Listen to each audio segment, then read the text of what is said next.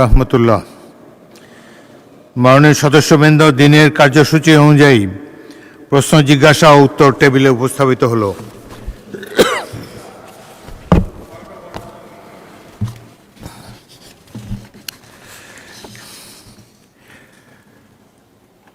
মাননীয় সদস্যবৃন্দ, ত্রয়োদশ সংসদের চলতি অধিবেশনে আজ পর্যন্ত মোট 4টি নোটিশ পাওয়া গিয়েছে, বিশেষ অধিকার প্রশ্নের নোটিশ। তন্মধ্যে 3টি নোটিশের সিদ্ধান্ত আমি সংসদকে অবহিত করেছি, বাকি 1টি নোটিশের সিদ্ধান্ত আজ সংসদকে অবহিত করব। চতুর্থ নোটিশ দিয়েছেন মাননীয় সদস্য মোহাম্মদ কেরামত আলী, চাঁপাইনবাবগঞ্জ 1। তিনি তার নোটিশে সরকারি প্রাথমিক বিদ্যালয়সমূহে শিক্ষকদের উপর শিক্ষাদান বহির্ভূত কাজের চাপ হ্রাস এবং শিক্ষার গুণগত মান উন্নয়নের লক্ষ্যে অফিস সহকারী ও সহায়ক কর্মচারী নিয়োগের বিষয় উল্লেখ করেছেন, পিয়ন নিয়োগের কথা উল্লেখ করেছেন। মাননীয় সদস্য তার নোটিশে আরও উল্লেখ করেছেন, শিশু শিক্ষার ভিত্তি হচ্ছে প্রাথমিক শিক্ষা, এই শিক্ষার ভিত্তি হচ্ছে ভবিষ্যৎ জাতীয় সমৃদ্ধি। প্রাথমিক শিক্ষকদের পাঠদানের পাশাপাশি প্রশাসনিক ও দাপ্তরিক দায়িত্ব পালন করতে গিয়ে শিক্ষকরা সঠিকভাবে পাঠদান করতে পারছেন না, ফলে শিক্ষার গুণগত মান বৃদ্ধি পাচ্ছে না। পাঠদান বহির্ভূত প্রশাসনিক ও দাপ্তরিক কাজের জন্য মাননীয় সদস্য প্রাথমিক বিদ্যালয়গুলোতে বিভিন্ন ধরনের কর্মচারী নিয়োগ ও গ্রামীণ প্রত্যন্ত অঞ্চলের বিদ্যালয়গুলোতে এই জনবল সংকটের বিষয়ে উল্লেখ করে এ বিষয়ে সরকারের কোনো পরিকল্পনা আছে কিনা, থাকলে কবে নাগাদ বাস্তবায়ন হবে তা জানতে চেয়ে বিশেষ অধিকার ক্ষুণ্ণের নোটিশ দিয়েছেন। মাননীয় সদস্য তার নোটিশটির বিষয়ে কার্যপ্রণালী বিধির 71 ক বিধি সম্পর্কিত বা অন্য কোনো বিধিতে নোটিশ প্রদান সংশ্লিষ্ট মন্ত্রণালয় মাননীয় মন্ত্রীর দৃষ্টি আকর্ষণ করতে পারেন। এছাড়া নোটিশে বিষয়টি সম্প্রতি সংগঠিত কোনো সুনির্দিষ্ট বিষয়ের মধ্যে সীমাবদ্ধ নয়, তাই কার্যপ্রণালী বিধির 165(2) বিধি অনুযায়ী মাননীয় সদস্যের নোটিশটি বিশেষ অধিকার ক্ষুণ্ণের নোটিশ হিসাবে গ্রহণ করা গেল না বলে দুঃখিত। বলেন মাননীয় সদস্য, কিসে পয়েন্ট অফ অর্ডার?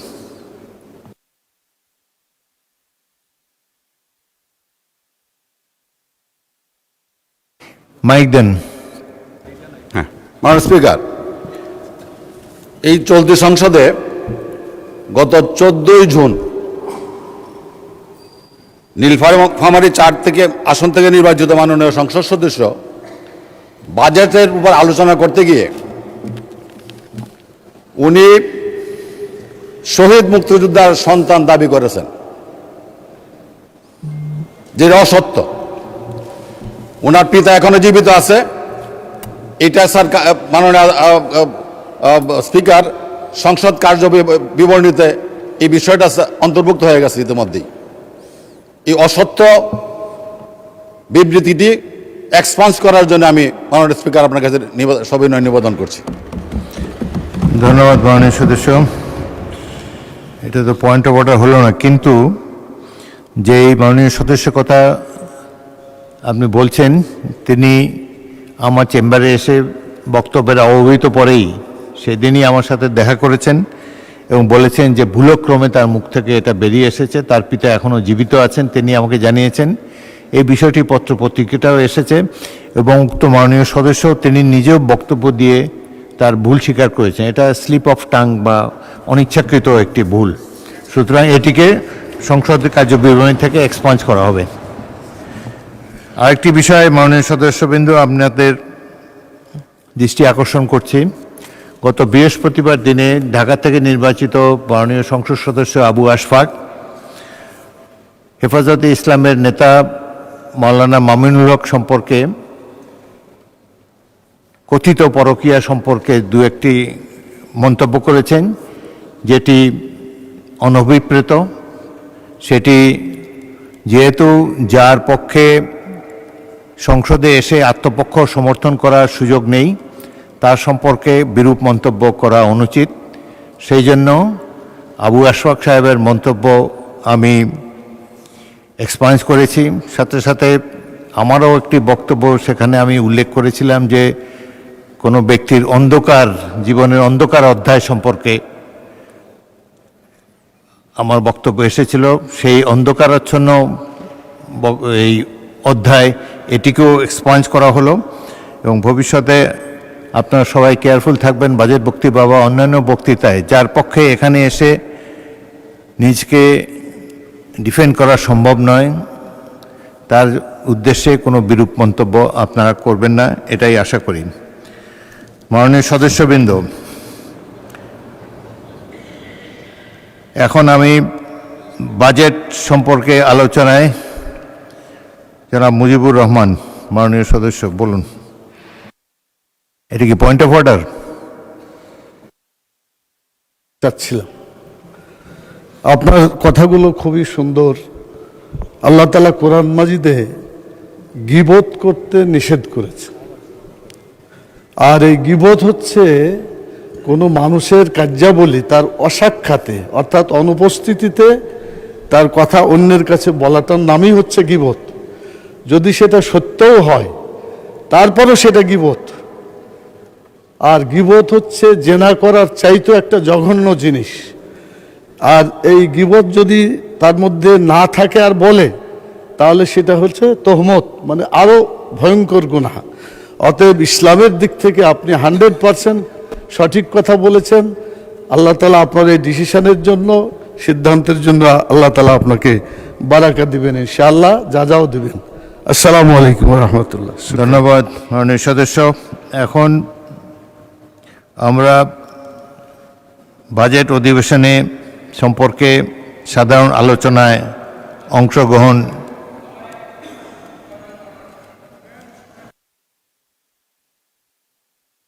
মুন্সিগঞ্জ থেকে জনাব রতন, বলুন। আপনি একজন রাসবাড়ি মানুষ, আপনার সম্পর্কে আর কিছু বলবো না। আমার যখন বাজেট বক্তব্য তখন আমি কথা বলবো। আমার বাড়ি মুন্সিগঞ্জ, আমি মুন্সিগঞ্জ 3 আসনের একজন নির্বাচিত প্রতিনিধি। তো আমার এই মুন্সিগঞ্জে গত 2 দিন আগে জনাব জামাতের আমির উনি ওইখানে গিয়েছিলেন, যেখানে অতীশ দীপাঙ্কর স্যার জগদীশ চন্দ্র বসুর বাড়ি। আমি মুন্সিগঞ্জে ওই এলাকার মানুষ হয়ে উনি একটি কথা বলেছেন। সেই কথাটা হলো মুন্সিগঞ্জ। মুন্সি মানে হলো মানে আরবির যে একটা উনি বুঝাতে চেয়েছেন ধর্মীয় অনুভূতিতে এটা অনেক বড় মুন্সিয়ানা, এটা অনেক বড় আভিজাত্য এবং পবিত্রতার ব্যাপার। উনি সব জায়গায় যে কথাটা বলেন, ওইখানে উনি একটা কথা বলেছেন যে এই জায়গার মানুষও নাকি চাঁদাবাজি দখলদারিত্বের মাধ্যমে মুন্সিগঞ্জের সমস্ত মানুষগুলাকে উনি কটাক্ষ করে অন্তরে আঘাত দিয়েছেন।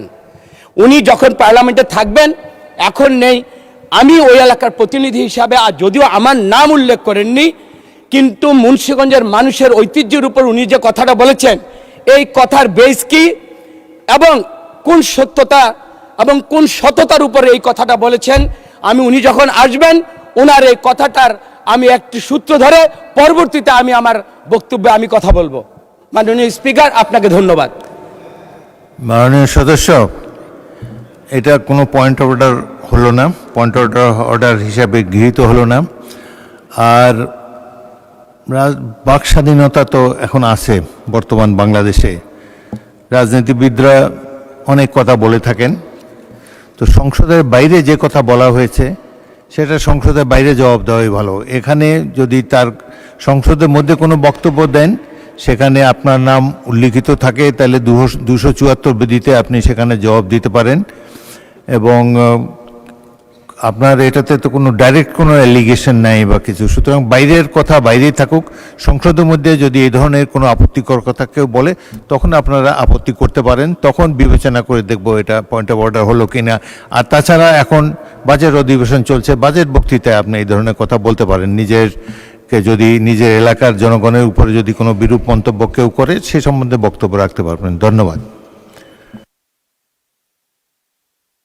মাননীয় সদস্যবৃন্দ, আমরা বাজেটের উপরে সাধারণ আলোচনায় যেতে চাই। প্রথমে বক্তব্য রাখার জন্যে আহ্বান জানাচ্ছি জনাব এস.এ. জিন্না কবির, মাননীয় সদস্য, মানিকগঞ্জ 1। আপনার সময় 7 মিনিট। আসসালামু আলাইকুম, বিসমিল্লাহির রহমানির রহিম। মাননীয় স্পিকার, আপনাকে ধন্যবাদ। আসলে আমি একজন নবীন সদস্য হিসাবে প্রথম এবং দ্বিতীয় অধিবেশন চলাকালীন সময়ে প্রতিদিনই আমাদের হাতে একটি কার্য দিবসের কাগজ এসে পৌঁছায়। এখানে লেখা থাকে আজকের কার্য দিবসে কি কি আলোচনা হবে।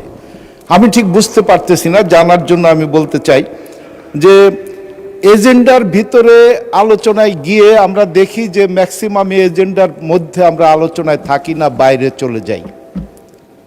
আসলে গতানুগতিক সংসদ অধিবেশনের বাইরে এসে এই অধিবেশনকে আরও সাধারণ মানুষের কাছে গ্রহণযোগ্য এবং সাধারণ মানুষের শ্রুতির মধ্যে নিয়ে আসার জন্য আমি আমার বক্তব্যের আজকের এই বাজেট অধিবেশনের বক্তব্যের শুরুতে একটি আহ্বান জানিয়ে আমি আজকের এই বাজেট অধিবেশনে ২৬-২৭ সালের বাজেট অধিবেশনে আলোচনায় করতে গিয়ে আমি যতটুকু দেখেছি বা সবটুকু বাজেট আমি আমার মেমোরিতে এখনো আনতে পারিনি, তবে যেটুকু দেখেছি সেইটুকুর মধ্যে আলোচনা করার আগে আমি একটু ফিরে যেতে চাই। আমি ফিরে যেতে চাই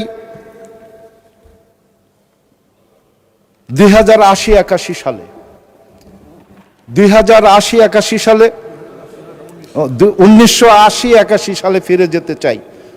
তৎকালীন বাংলাদেশের স্বাধীনতার ঘোষক, মুক্তিযুদ্ধের সর্বশ্রেষ্ঠ মুক্তিযোদ্ধা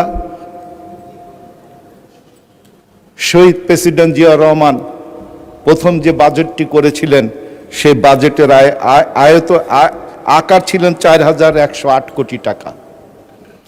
আমরা সেই সময় শিখেছি দেশের মানুষকে, দেশকে ভালোবেসে কিভাবে দেশকে গড়তে হয়, শুধু বাজেট দিয়ে নয়, বাজেটের বাইরে গিয়েও দেশের মানুষকে, দেশের মাটিকে এবং দেশের স্বাধীনতাকে রক্ষা করার জন্য কিভাবে বাজেটকে, ছোট্ট বাজেটকেও ব্যবহার করে মানুষের কাছে চলে যাওয়া যায়। অল্প সময়ের মধ্যে মানুষ এবং দেশকে ভালোবেসে দেশের অগ্রগতিকে কিভাবে এগিয়ে নিয়ে যাওয়া যায়। পরবর্তী পর্যায়ে আমরা যদি ফিরে যাই, আমরা ২০০৬-০৭ সালে আমরা দেখব যাকে আমরা গণতন্ত্রের মা হিসাবে আখ্যায়িত করি, যিনি ৯টি বছর এই বাংলাদেশের গণতন্ত্র, বাংলাদেশের স্বাধীনতা রক্ষা করার জন্য লড়াই করে গিয়েছেন, সংগ্রাম করে গিয়েছেন। আমাদের সেই প্রাণপ্রিয় গণতন্ত্রের মা বেগম খালেদা জিয়া সে সময় বাজেট ঘোষণা করেছিলেন ৬৯,৭৪০ কোটি টাকা। ওনার সেই বাজেটটিও কিভাবে বাস্তবায়ন করেছেন, কিভাবে সেই বাজেট দিয়ে উনি দেশটাকে গড়ে তুলেছেন। তলাবিহীন এই বাংলাদেশের অর্থনীতিকে উনি অল্প সময়ের মধ্যে গড়ে তুলে সারা বিশ্বে বাংলাদেশটাকে একটি উন্নত দেশের দিকে এগিয়ে যাওয়ার জন্য উনি চেষ্টা করেছেন এবং তার সেই সফলতাও আমরা দেখেছি, অবলোকন করেছি। এবার আমি আসতে চাই, অনেকেই ২০২৬-২৭ সালের বাজেটকে বিলাসী বা কল্পনা বিলাসী বাজেট হিসাবে আখ্যায়িত করেছেন। আমি বলতে চাই, যারা এই বিলাসী এবং আয়েশি বাজেট হিসাবে আখ্যা দিচ্ছেন বাইরে গিয়ে, তাদের উদ্দেশ্যে আমি বলতে চাই, আপনারা লক্ষ্য করবেন যে পরিবার থেকে বারবার বাজেট দিয়ে এই দেশটাকে একটি অর্থনীতিতে সফল, অর্থনীতিকে শক্তিশালী হিসাবে গড়ে তোলার চেষ্টা করে যাচ্ছেন। ২৬-২৭ সালের বাজেটটি দিয়েছেন বিপ্লবী প্রধানমন্ত্রী তারেক রহমান এবং এই সংসদের বর্তমান সরকারের অর্থমন্ত্রী সহ যারা দায়িত্বে রয়েছেন তারা। একটি বিপ্লবী নেতা যদি বিপ্লবী বাজেট দিতে না পারেন, তার বাজেটের মধ্যে যদি বিপ্লবী চেতনা না থাকে এবং বাজেট যত বড়ই হোক সে বাজেটকে বাস্তবায়ন করার জন্য এবং সফল করার জন্য যদি সে উচ্চবিলাসী না হয়, তাহলে কখনোই সেই দেশের মানুষের, সেই দেশের মানুষগুলো অর্থনৈতিক মুক্তি পাবে না, সামাজিক মুক্তি পাবে না এবং সেই দেশের মানুষ উন্নত দেশ হিসাবে নিজেদেরকে প্রতিষ্ঠিত করতে পারবে না। কাজে আমি বলতে চাই এই বাজেট নিয়ে আলোচনার কিছু নেই। এই বাজেট নিয়ে যারা সমালোচনা করেন তাদেরকে বলবো, আপনারা এই দেশের মানুষকে ভালোবাসুন, দেশের মাটিকে ভালোবাসুন এবং এই দেশের অর্থনীতিকে শক্তিশালী করার জন্য বাজেটটাকে বাস্তবায়ন করার জন্য যদি কোনো পরামর্শ থাকে আপনারা সেই পরামর্শ দিবেন। আমি বিশ্বাস করি বিপ্লবী প্রধানমন্ত্রী তারেক রহমান, অর্থমন্ত্রী সহ যারা এই বাজেট প্রণয়ন করেছেন, এই বাজেটের মাধ্যমে বাংলাদেশের চিত্র, বাংলাদেশের অর্থনীতি, বাংলাদেশের মানুষের সকল মানবিক অধিকার প্রতিষ্ঠা হবে। আমি ছোট্ট করে একটি কথা বলতে চাই, বাজেট ঘোষণার 11 তারিখে বাজেট ঘোষণার পরে আমি আমার নির্বাচনী অঞ্চলে গিয়েছিলাম। আমার জীবনে অনেক বাজেট ঘোষণা শুনেছি, যদি সদস্য ছিলাম না, সংসদে উপস্থিত ছিলাম না। পক্ষে বিপক্ষে মিছিল হয়েছে, সমাবেশ হয়েছে, কিন্তু এবারের বাজেটের পক্ষে অকল্পনীয়ভাবে তৃণমূলের মানুষ, ছোট দোকানদার, ছোট ব্যবসায়ী এবং কৃষক শ্রমিকরা স্বতঃস্ফূর্তভাবে রাস্তায় নেমে এসে এই বাজেটকে তারা সমর্থন করেছে, এই বাজেটকে তারা আহ্বান জানিয়েছে। এটি বাংলাদেশ সৃষ্টির 55 বছরের মধ্যে একটি ইতিহাস। বিরোধী দলীয় বন্ধুদের বলবো, শুধু সমালোচনার জন্যই সমালোচনা করবেন না, বাস্তবটাকে তুলে ধরুন। এই পবিত্র সংসদে মিথ্যেকে প্রতিষ্ঠা করার জন্য যদি আমরা বারবার চেষ্টা করি, তাহলে অতীত যেমনে আমাদেরকে সমালোচনার দিকে ঠেলে দিয়েছে, ভবিষ্যতেও ঠিক তেমনিভাবে ঠেলে দিবে। এই বাজেট বাস্তবায়ন করার জন্য বিরোধী দল, সরকারি দলই শুধু নয়, সারা বাংলাদেশের 18 থেকে 20 কোটি মানুষকে আজকে ঐক্যবদ্ধভাবে কাজ করতে হবে। কাজের মাধ্যমে এই বাজেটকে বাস্তবায়ন করে এই বাংলাদেশের মানুষের তলাবিহীন ঝুড়ি। ধন্যবাদ, ধন্যবাদ মাননীয় সদস্য। মাননীয় সদস্যবৃন্দ, পরবর্তী বক্তা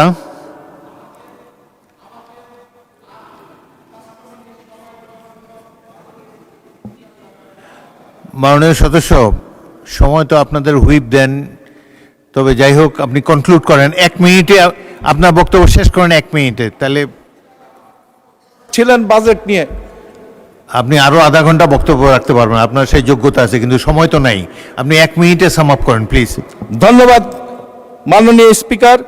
আমি এই বাজেটকে আরো জনগণের কাছে তুলে ধরার জন্য ভবিষ্যতে এই সরকার বা আমরা যে বাজেট পেশ করব, আমার প্রস্তাবনা থাকবে সেই বাজেটকে যদি আমরা 3টি ভাগে ভাগ করে নেই, অর্থাৎ অতি জরুরি, জরুরি এবং দরকারি।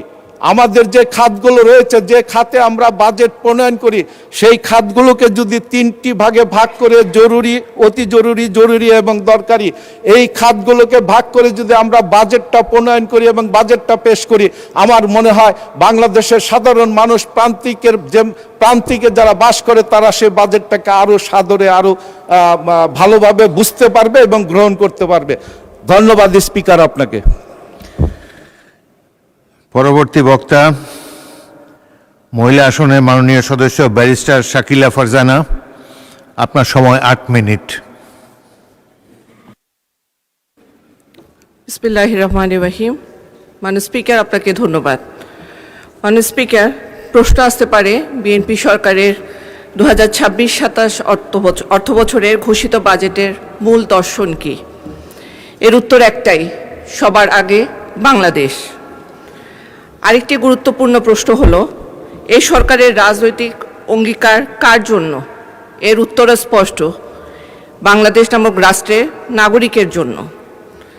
ঘোষিত এই বাজেট দীর্ঘদিন ধরে রাষ্ট্র ও জনগণের মধ্যে যে দূরত্ব তৈরি হয়েছিল তা হ্রাস করে একটি জনমুখী, অংশগ্রহণমূলক ও কল্যাণমূলক রাষ্ট্র প্রতিষ্ঠার সুস্পষ্ট বার্তা বহন করে। এজন্য আমি মাননীয় প্রধানমন্ত্রী ও মাননীয় অর্থমন্ত্রীকে আন্তরিক ধন্যবাদ জানাই।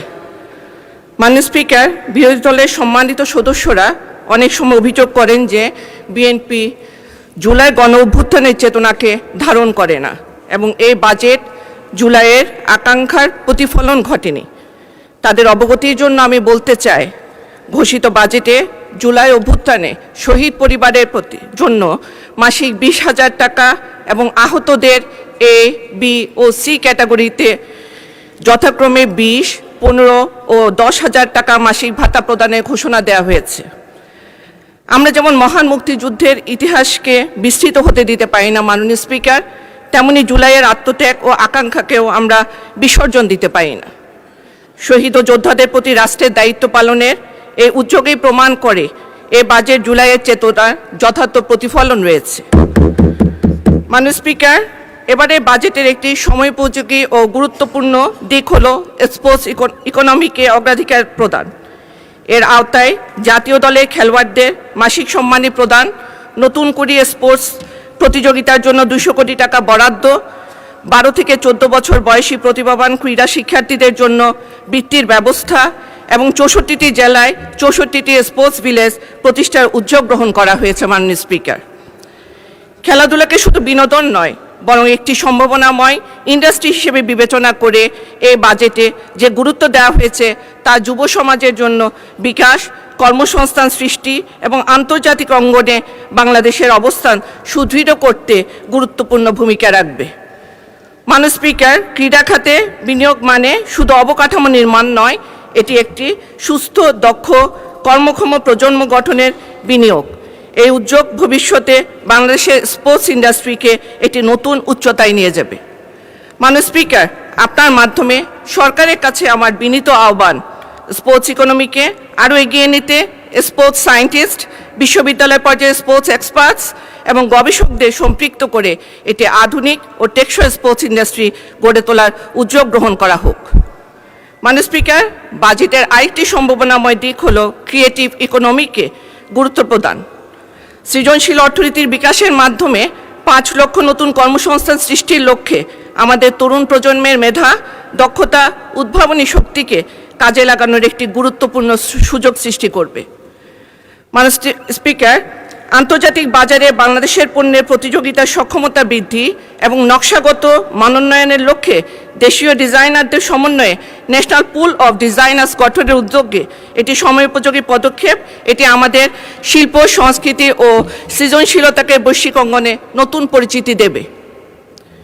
ক্রিয়েটিভ ইকোনমি শুধু শহর কেন্দ্রিক নয়, এটি গ্রামীণ শিল্প, কারুশিল্পী ও সৃজনশীল মানুষদের মূলধারার অর্থনীতির সঙ্গে যুক্ত করার একটি বড় সুযোগ তৈরি করবে। মাননীয় স্পিকার, দেশের প্রতিটি অঞ্চলই আমাদের সরকারের কাছে সমান গুরুত্বপূর্ণ। পার্বত্য চট্টগ্রাম বাংলাদেশের অবিচ্ছেদ্য অংশ এবং সেখানকার মানুষের উন্নয়ন ও জাতীয় উন্নয়নের অংশ। এবারে বাজেটে পার্বত্য চট্টগ্রামের উন্নয়নে বিশেষ গুরুত্ব দেওয়া হয়েছে। গত অর্থ বছরের তুলনায় এই অঞ্চলে বরাদ্দ বৃদ্ধি পেয়েছে 95 কোটি টাকা। প্রস্তাবিত বাজেটে পার্বত্য চট্টগ্রামের জন্য মোট বরাদ্দের মধ্যে উন্নয়ন খাতে রাখা হয়েছে 964 কোটি 64 লক্ষ টাকা। এই বরাদ্দ শুধু একটি সংখ্যা নয় মাননীয় স্পিকার, এটি শিক্ষা, স্বাস্থ্য, যোগাযোগ ও জীবনমান উন্নয়নের প্রতি রাষ্ট্রের অঙ্গীকারের প্রতিফলন। মাননীয় স্পিকার, এবারে বাজেটের অন্যতম প্রধান লক্ষ্য হল মূল্যস্ফীতি নিয়ন্ত্রণ এবং মানুষের ক্রয় ক্ষমতা পুনরুদ্ধার করা। এ লক্ষ্যে সরকারের কৌশল হল কস্ট অফ ডুইং বিজনেস কমিয়ে উৎপাদন ও সরবরাহ ব্যবস্থাকে আরও কার্যকর করা। ব্যবসা বিনিয়োগের ব্যয় হ্রাস, উৎপাদনশীলতা বৃদ্ধি এবং বাজার ব্যবস্থাপনায় কার্যকর পদক্ষেপ গ্রহণের মাধ্যমে মানুষের জীবনযাত্রায় স্বস্তি ফিরিয়ে আনার লক্ষ্য নির্ধারণ করা হয়েছে। মাননীয় স্পিকার, আপনার মাধ্যমে সরকারের কাছে আমার কিছু বিনীত প্রস্তাব উপস্থাপন করছি, যা বাস্তবায়িত হলে বাজেটের লক্ষ্য আরও কার্যকরভাবে অর্জিত হবে বলে আমি মনে করছি। মাননীয় স্পিকার, প্রথমত অর্থ মন্ত্রণালয়, পররাষ্ট্র মন্ত্রণালয় এবং সংশ্লিষ্ট দপ্তরের দক্ষ জনবল নিয়ে একটি বিশেষায়িত সেল গঠন করা প্রয়োজন, যা বিনিয়োগ বৃদ্ধি, বৈদেশিক ঋণ ব্যবস্থাপনা এবং আন্তর্জাতিক পর্যায়ে বাংলাদেশের ইতিবাচক ভাবমূর্তি তুলে ধরতে কাজ করবে। দ্বিতীয়ত, মূল্যস্ফীতি নিয়ন্ত্রণে কার্যকর বাজার তদারকি, কর ব্যবস্থার স্বচ্ছতা এবং দুর্নীতিমুক্ত প্রশাসন নিশ্চিত করতে হবে। পাশাপাশি একটি শক্তিশালী বাজেট মনিটরিং সেল গঠন করা যেতে পারে। মাননীয় স্পিকার, তৃতীয়ত, ইনফর্মাল ইকোনমির ক্রমবর্ধমান ভূমিকা বিবেচনায় নিয়ে ধাপে ধাপে এ খাতকে কর ব্যবস্থার আওতায় আনার উদ্যোগ গ্রহণ করা প্রয়োজন। মাননীয় স্পিকার, চতুর্থত, উন্নয়ন প্রকল্প বাস্তবায়নে কার্যকারিতা, স্বচ্ছতা ও জনকল্যাণকে সর্বোচ্চ অগ্রাধিকার দিতে হবে। পঞ্চমত, নগর ব্যবস্থাপনা ও সড়ক ব্যবহারের সংস্কৃতি উন্নয়নে সোশ্যাল সায়েন্টিস্ট, আরবান রিসার্চার্স এবং বিশেষজ্ঞদের সম্পৃক্ত করতে হবে।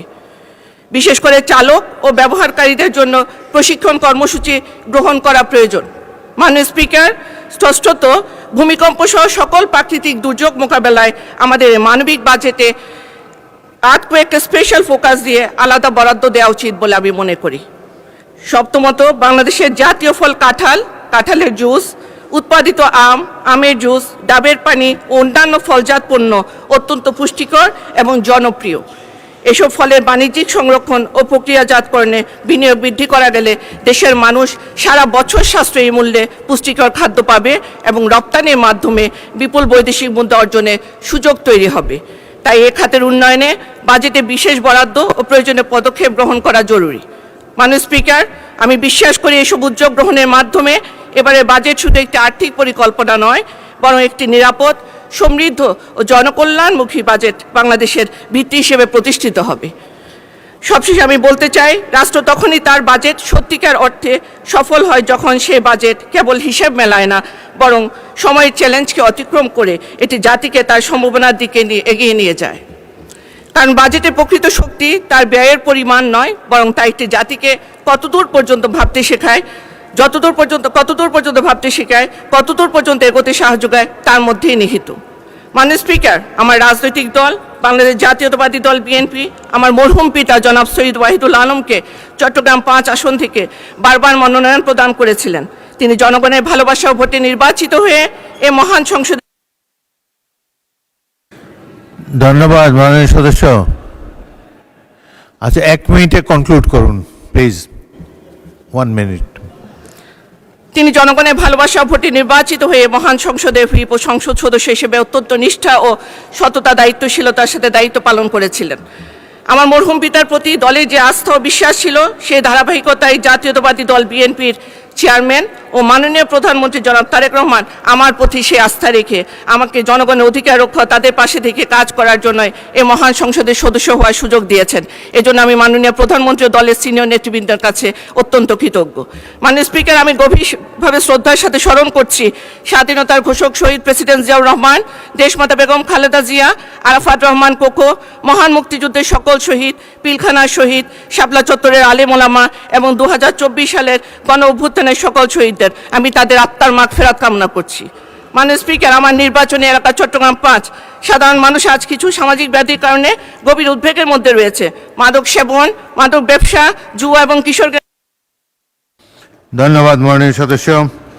পরবর্তী বক্তা গাজী এনামুল হক, যশোর 5। আপনার সময় 5 মিনিট। মাননীয় স্পিকার, আপনাকে ধন্যবাদ। আজকে 2026-27 অর্থবছরের বাজেট এমন সময় প্রস্তাব করা হয়েছে যখন বাংলাদেশের অর্থনীতি কম, উচ্চ মূল্যস্ফীতি, কম রাজস্ব আদায়, দুর্বল বেসরকারি বিনিয়োগ, কর্মসংস্থানের ধীরগতি, ব্যাংকিং খাতে দুর্নীতি, দুর্বলতা এবং বৈদেশিক মুদ্রার চাপের মতো এক চ্যালেঞ্জ আমাদের সামনে দাঁড়িয়ে আছে।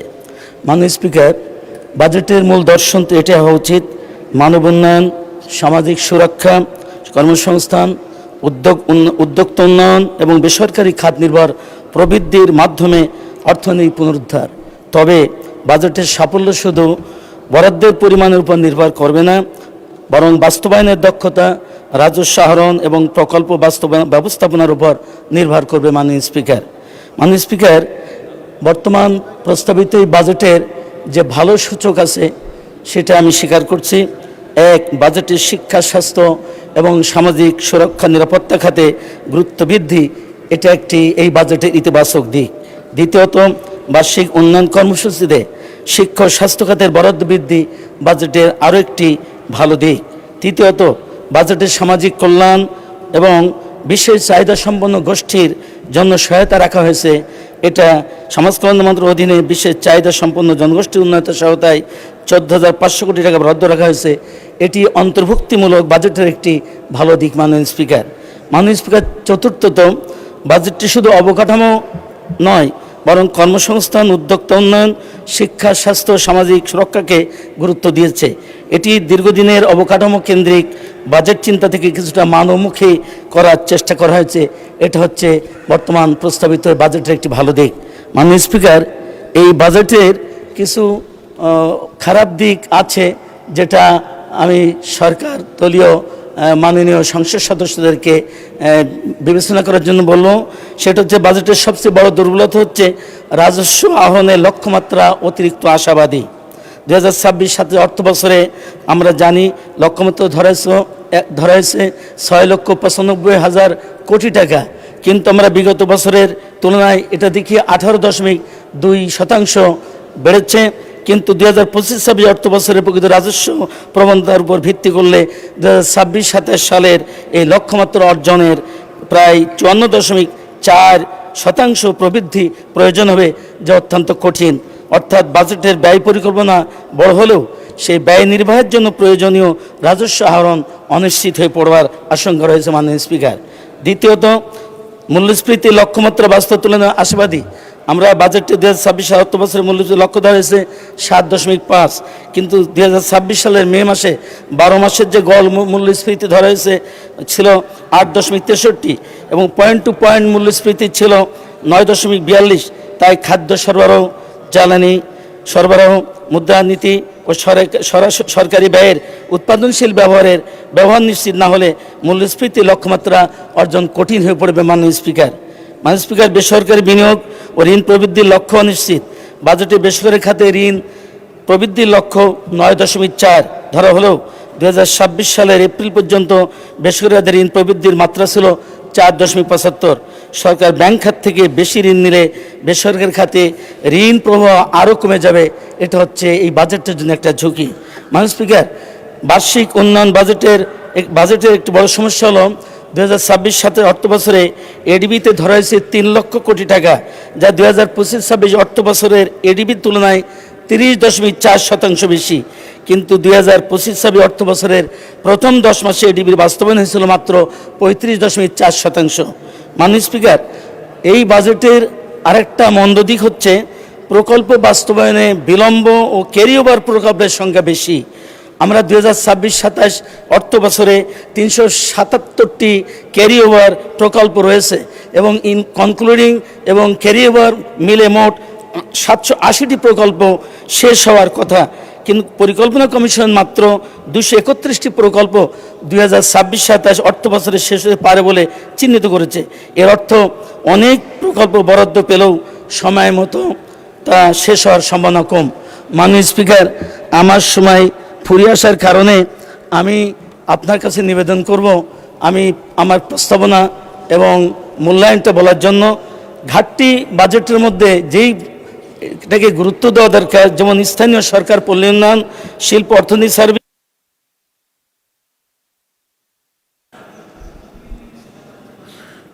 মাননীয় সদস্য,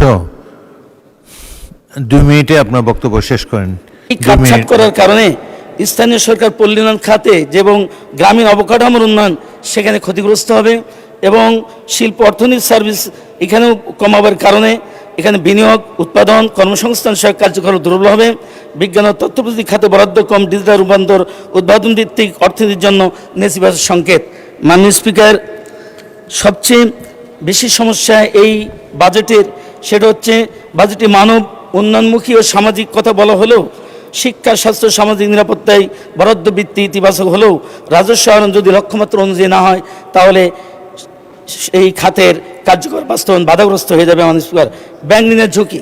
মাননীয় স্পিকার, দেশ থেকে 1,12,000 কোটি টাকা ব্যাংক ঋণ নেওয়ার কথা বলেছে। ব্যাংক ঋণ, বৈদেশিক ঋণ যখন না পায় তখন এই বৃদ্ধি আরও বাড়তে পারে, এটা হলে তখন সাধারণ মানুষ ব্যাংক থেকে বিনিয়োগ নিয়ে তারা উৎপাদনমুখী কর্মসংস্থানে সৃষ্টি করবে, সেটা বাধাগ্রস্ত হবে। এবং এই বাজেট বাস্তবায়নের প্রধান চ্যালেঞ্জ হচ্ছে যে সিম্বলিক অ্যালোকেশন। মাননীয় স্পিকার, দেখবেন এই জুন মাস আসলেই তখন তড়িঘড়ি করে কিছু বরাদ্দ দেয়। এই সিম্বলিক অ্যালোকেশনের মাধ্যমে আসলে কাজ তেমন ভালো হয় না, বরং স্থায়ী এবং টেকসই উন্নয়নের জন্য এই পুরো বছর ধরে ভারসাম্যপূর্ণ ভাগ করে করে যদি উন্নয়ন কাজ করা হয় তাহলে শেষ পর্যন্ত সিম্বলিক অ্যালোকেশন দেওয়ার কোনো প্রয়োজন হয় না। মাননীয় স্পিকার, আমার বিশেষ একটি পরামর্শ হচ্ছে আমাদের আধুনিক দুনিয়াতে এই বর্ষকে পরিবর্তন করে ডিসেম্বর জানুয়ারি করা আছে, এটা করতে পারলে আমরা উন্নয়ন আরও আমাদের ত্বরান্বিত হবে। মাননীয় স্পিকার, আমি এই বাজেটে বিশেষভাবে অনুরোধ করব মাননীয় স্পিকার, যদি দুর্নীতি কমানো যায় তাহলে আমরা বিশ্বাস করি সরকার যে বাজেট প্রণয়ন করেছে দুর্নীতিমুক্ত হলে কাঙ্ক্ষিত পদে যাওয়ার পথ উন্মুক্ত হবে। তাছাড়া বাজেট বৃদ্ধি করা। ধন্যবাদ মাননীয় সদস্য। পরবর্তী বক্তা জনাব আশরাফ উদ্দিন, নরসিংদী 5, আপনার সময় 8 মিনিট। বিসমিল্লাহির রহমানির রহিম। ধন্যবাদ মাননীয় স্পিকার। আজকে বক্তব্যের শুরুতে আমি শ্রদ্ধার সাথে স্মরণ করছি শহীদ প্রেসিডেন্ট জিয়া রহমান এবং দেশনেত্রী বেগম খালেদা জিয়াকে, এবং আমাদের ধন্যবাদ জানাচ্ছি আজকে সংসদ নেতা এবং আমাদের মাননীয় প্রধানমন্ত্রী তারেক রহমান সাহেবকে। আমি আজকের এই বাজেট নিয়ে আলোচনা করতে গেলে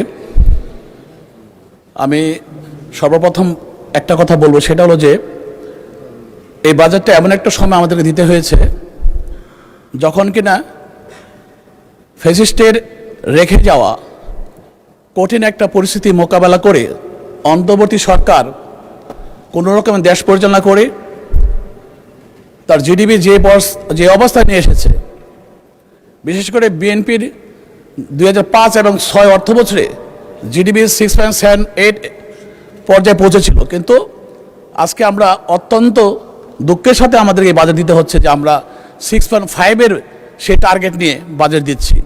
কারণ গত 21টা বছর চলে গেল, এর ভিতরে আমরা আজকে নেগেটিভ থেকে যাত্রা শুরু করলাম। এজন্যই আমি বলি বিএনপি যদি ক্ষমতা থাকতো হয়তো বা সেই ক্রমান্বয়ে আরও অনেক দূরে এগিয়ে যেতে পারতো। আজকে এই পর্যায়ে এসে যে বাজেট দেওয়া হয়েছে সেখানে কিন্তু 3টা ভিত্তির উপর করে কিন্তু আমাদের এই বাজেটটা দেওয়া হয়েছে। একটা হলো রিকভারি অ্যান্ড স্টাবিলাইজেশন, আর একটা হলো নেক্সট 3 বছরের জন্য রিস্টোরেশন, অ্যান্ড তারপরে হলো কনস্ট্রাকশন। তারপরে আমরা এই আগামী 1 বছর যে অর্থনীতি ক্রমান্বয়ে ডাউনওয়ার্ড হচ্ছিল, সেই অর্থনীতি যাতে ডাউনওয়ার্ড না হয়, এটা স্টাবিলাইজেশন হয়। আমরা এই আগামী 1 বছরে এই স্টাবিলাইজেশন দিকে যাব, তারপর আমরা রিস্টোরেশনে যাব, তারপর হয়তো আমরা রিফর্ম করব এবং আমাদের অর্থনীতিকে আরও উপরের দিকে নিয়ে যাব। তো তার আগে আমি ছোট্ট একটা উদাহরণ দিই আপনার কাছে। যেহেতু এই পার্লামেন্টটা দাঁড়িয়ে আছে একটা কলামের উপরে, আমি একজন ইঞ্জিনিয়ার হিসেবে ইঞ্জিনিয়ারিং ভাষায় কথাটা বলি, একটা কলামের উপরে পার্লামেন্টটা আছে। আমাদের মির্জা ফখরুল স্যার এবং আমাদের বিরোধী দলের নেতা তাদের সেন্টারে কলামটা আছে, সেখান থেকে লোড শেয়ারিং হয়েছে 300 আসনে। একটা কলাম কিন্তু আপনি, কারণ আপনার হাত দিয়ে কিন্তু এই পার্লামেন্ট চলে, আপনি একমাত্র ভরসা। আপনি এখন নাই করলে আমরা সবাই নাই। কাজে আমি যে কথাটা বলতে যাচ্ছি, যত বাজেটই দেই সে একটা বাজেট, একটা কলাম থেকে যেমন লোড শেয়ারিং হয়েছে চতুর্দিকে 300 আসনে 300 এমপির কাছে, সে বাজেট কিন্তু 300 আসনে 300 এমপির কাছে যেতে হবে, নাহলে এই বাজেট সফল হবে না। আমরা অতীতে দেখেছি যে বাজেট ঘোষণা হয়েছে, সব মন্ত্রীদের পকেটে গেছে, মন্ত্রীদের এলাকায় গেছে, এমপিরা কিছু পায়নি। আমাদের এমপিদেরকে পাইতে হবে, প্রত্যেক এলাকায় বন্টন হতে হবে। আমি একটা সিম্পল উদাহরণ দেই। নরসিংদী 3-এর যে এমপি ছিলেন বিএনপির আমলে সাবেক এলজেডি মিনিস্টার, ওনার এলাকার 99% রাস্তা পাকা হয়েছে। আমার আসন, তার পাশের আসন 5%ও কিন্তু পাকা হয়নি তখন। তার মানে কি মন্ত্রী হতে হবে নিজ এলাকা উন্নয়ন করার জন্য? আর যদি মন্ত্রী সব দিয়ে যায় তাহলে 300 আসনের তো দরকার নাই, এই বাজেট দিয়ে লাভ কি? আজকে আমি এই কথাই বলবো, সুষম বন্টনের জন্য বাজেট, সব এলাকার উন্নয়নের জন্য এই বাজেট। সবার উপকার করতে হবে, সব এলাকার একসাথে উপকার করতে হবে। গোপালগঞ্জ দেখলে চলবে না। যদি শেখ হাসিনা 64টা ডিস্ট্রিক্ট গোপালগঞ্জ বানাতে পারতো, 64টা গোপালগঞ্জ হইতো, তাহলে শেখ হাসিনাকে পালাতে হতো না। আমাদেরকে সেভাবে চিন্তা করতে হবে, প্রত্যেকটা ডিস্ট্রিক্ট, প্রত্যেকটা আসন যাতে সুষম বন্টনের মাধ্যমে প্রত্যেকটা এলাকা উন্নয়ন হয়, সেই জিনিসটা মাথায় রেখে আমাদের কাজ করতে হবে। মাননীয় স্পিকার, আজকে আমাদের এই বাজেটে অনেকগুলো রিবেট এসেছে, আমরা দেখেছি এখানে প্রচুর রিবেট এসেছে, এবং হিসাব করতে গেলে আমি একটা বিরাট সিরিয়াল দেখলাম। সেখানে ইম্পোর্টারদেরকে উৎসাহিত করা হয়েছে, যারা ম্যানুফ্যাকচারিং করবে বাংলাদেশে এবং উদ্যোক্তা হবে, যারা স্টার্ট আপ সিস্টেম করবে, তাদের 10 লক্ষ টাকা তাদের অনুদান দেওয়া হচ্ছে, প্রণোদনা দেওয়া হচ্ছে। সেই সাথে মেডিসিন বলেন, ম্যানুফ্যাকচারার বলে সবাইকে অনেক ধরনের সুবিধা দেওয়া হয়েছে, কিন্তু কিছু কিছু সুবিধা আছে একটু বেশি হয়ে গেছে মনে করি। কারণ ফার্মাসিউটিক্যাল কোম্পানিগুলোকে আমরা জানি ওরা খুব স্ট্রং কোম্পানি, কিন্তু তাদের এখানে আমি দেখলাম আপনাদের বাজেটের বইয়ের 107 বাজেটের বইতে আছে, সেটা হলো আপনার 139 নাম্বার পেজে স্যান্ডউইচ প্যানেল। স্যান্ডউইচ প্যানেল আমদানি করে একটা ওষুধ কোম্পানি যদি 10 লক্ষ টাকা খরচ করে একটা রুম তৈরি করে ওষুধ উৎপাদন করে, সে কিন্তু ওষুধ প্রোডাকশন করবে কয়েক কোটি টাকার। সে স্যান্ডউইচ প্যানেল দিয়ে সে 30 বছর কমপক্ষে প্রোডাকশন করতে পারবে। তার একটা ট্যাবলেটের 0.001 সেন্টও খরচ পড়বে না। তাকে আমি স্যান্ডউইচ প্যানেল আমদানিতে কেন রেহাই দিলাম? আমার নিজের কোম্পানিতে আমি সর্বপ্রথম Bangladesh sandwich panel production factory করেছি 2012 সনে, কিন্তু ফেসিস্টের আমলে সেটাকে আমি এস্টাবলিশ করতে পারিনি, কিন্তু তারপরে কষ্ট করে ইন্ডাস্ট্রিটা করেছি। এরকম ইন্ডাস্ট্রি অনেক হয়েছে বাংলাদেশে। আমাদেরকে র মেটেরিয়াল আমদানি করতে হয়, 58% ডিউটি দিতে হয়, পলিওলেন আইসোসায়ানাইড দিতে হয় 37% ডিউটি। তো আমি এত বেশি ডিউটি দিয়ে বিক্রি করবো কার কাছে? তারা যদি 1% ডিউটি দিয়ে আমদানি করে, এটা একটা গ্রেট মিস্টেক। আমি অনুরোধ করবো এটাকে কারেকশন করার জন্য। যদি তাদেরকে 1% ডিউটি দেন, তাহলে আমাদেরকে র মেটেরিয়াল আমদানি করতে 1% ডিউটি দিবেন, তাহলে আমরা উদ্যোক্তা হিসেবে কাজ করতে পারবো। কারণ এই বাজারে আমি দেখেছি যে উদ্যোক্তাদেরকে ম্যানুফ্যাকচারারকে আপনি ফ্যাসিলিটি দিয়েছেন সব জায়গায়, তাইলে স্যান্ডউইচ প্যানেল ম্যানুফ্যাকচারার ফ্যাক্টরিদেরকে কেন দেওয়া হবে না? তাদের এসএস কোডে আছে 37% ডিউটি, কালার শিটে আছে 58% ডিউটি। তাহলে তারা কিভাবে আমদানির সাথে কম্পিটিশন করবে? শিল্প তো হবে না, যারা করেছে তাদের শিল্প তো মরে যাবে। এই জিনিসটা লক্ষ্য রাখার জন্য আমি অনুরোধ করবো। এবং আরেকটা জিনিস ডিক্লারেশনের mistake, sandwich panel room. Sandwich মানে কি? চিকেন স্যান্ডউইচ আছে, বার্গার, আবার আছে এগ স্যান্ডউইচ আছে, আবার আছে ভেজিটেবল স্যান্ডউইচ আছে। স্যান্ডউইচ মানে ভিতরে জিনিসটা কি? কালার শিটের ভিতরে পলিউরেথিন হতে পারে, রগুলো হতে পারে, গ্লাস হতে পারে, ইপিএস হতে পারে, এক্সপিসি হতে পারে, এক্সপেলসি হতে পারে, সিরামিকল হতে পারে। আপনাদের এটা ক্লিয়ার করলেন না, কি মালটা দিবেন দিয়ে তাদেরকে কি জিনিস আমদানি পারমিশন দিয়েছেন? আমি অনুরোধ করবো এটাকে কারেকশন করার জন্য, এবং আমরা যারা ম্যানুফ্যাকচারার আছি আমাদেরকে সে ফেসিলিটি দেওয়ার জন্য। মাননীয় স্পিকার, আমি প্রবাসী ভাইদের জন্য দুটো কথা বলবো, সময় খুব কমই আসছে। প্রবাসী ভাইরা অনেকে জেলে আছেন, তাদের দোষ নাই। যেসব দালালরা নিয়েছে, দালালরা নিয়ে তাদেরকে বিভিন্ন জায়গায় ফেলে দিয়েছে। আমি আজকে যেহেতু মাননীয় প্রধানমন্ত্রী মালয়েশিয়া গিয়েছেন, আমি অনুরোধ করবো নতুন নেওয়ার আগে যারা জেলখানা আছে তাদেরকে তাদের ডকুমেন্ট ওখান থেকে কারেকশন করে তাদেরকে কাজের সুবিধা করে দেওয়ার জন্য, তাতে করে প্রবাসী ভাইরা উৎসাহিত হবে। মাননীয় স্পিকার, এই ঘাটতি 2,43,000 কোটি টাকা বাজেটের ঘাটতি, এই ঘাটতি থাকবে না। আমরা ঘাটতি বহন করে একটা পর একটা বাজেট দিতে চাই না। ঘাটতির একটা সিরিয়াল পড়ে গেছে, শুরু থেকে আজ পর্যন্ত ঘাটতি যাচ্ছে। আমি অনুরোধ করবো আমার এলাকায় 500 ব্রিজ করে দেন, মেদিকান্দা থেকে বৈরমন্ত রুট করে দেন, 6 লেন করে দেন, ঢাকা সিলেট হাইওয়ে থেকে 500 ব্রিজ হয়ে নবীনগর কানেকশন করেন ঢাকা চট্টগ্রাম রুটে। এরকম কতগুলো মেজর প্রজেক্ট আছে যেগুলো করলে আমাদের রেভিনিউ আর্ন বেশি হবে, ঢাকা শহরে চাপ কমবে, গাড়িগুলো সব ওদিক দিয়ে যাবে, আমাদের রেভিনিউ আর্ন হবে। তাতে করে আমরা এই গাজরের ঘাটতি আর থাকবে না। কাজে এই ফ্রুটফুল সে ধরনের। ধন্যবাদ মাননীয় সদস্য।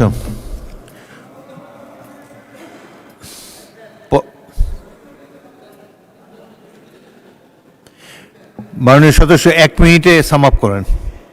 জিনিসটা বলছিলাম, আমার এলাকায় প্রায় 60টার বেশি বিল আছে ফেসিস্টের আমলে। এই বিলগুলো একটা 200 বিঘার একটা বিল 12,000 টাকায় লিজ দেওয়া হয়েছে। এরকম বিল 300 বিঘা, 100 বিঘা, 150 বিঘা বিল আছে আমার এলাকায়, না হলে কমপক্ষে 60-70টা। এই প্রকল্পগুলো হাতে নিয়ে এখানে যদি আমরা সামান্য টাকা ইনভেস্ট করি, তাহলে বিদেশে যাওয়া লাগে না।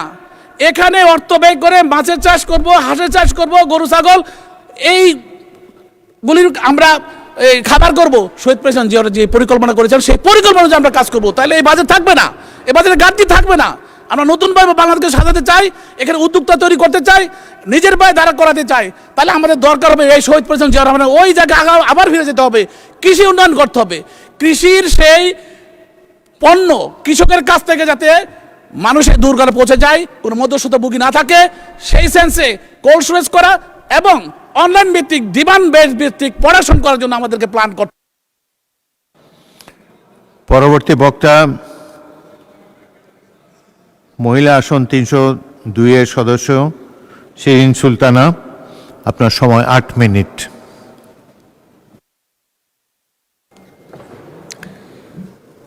আপনাকে ধন্যবাদ মাননীয় স্পিকার। বিসমিল্লাহির রহমানির রহিম। আজকে বক্তব্যের শুরুতে আমি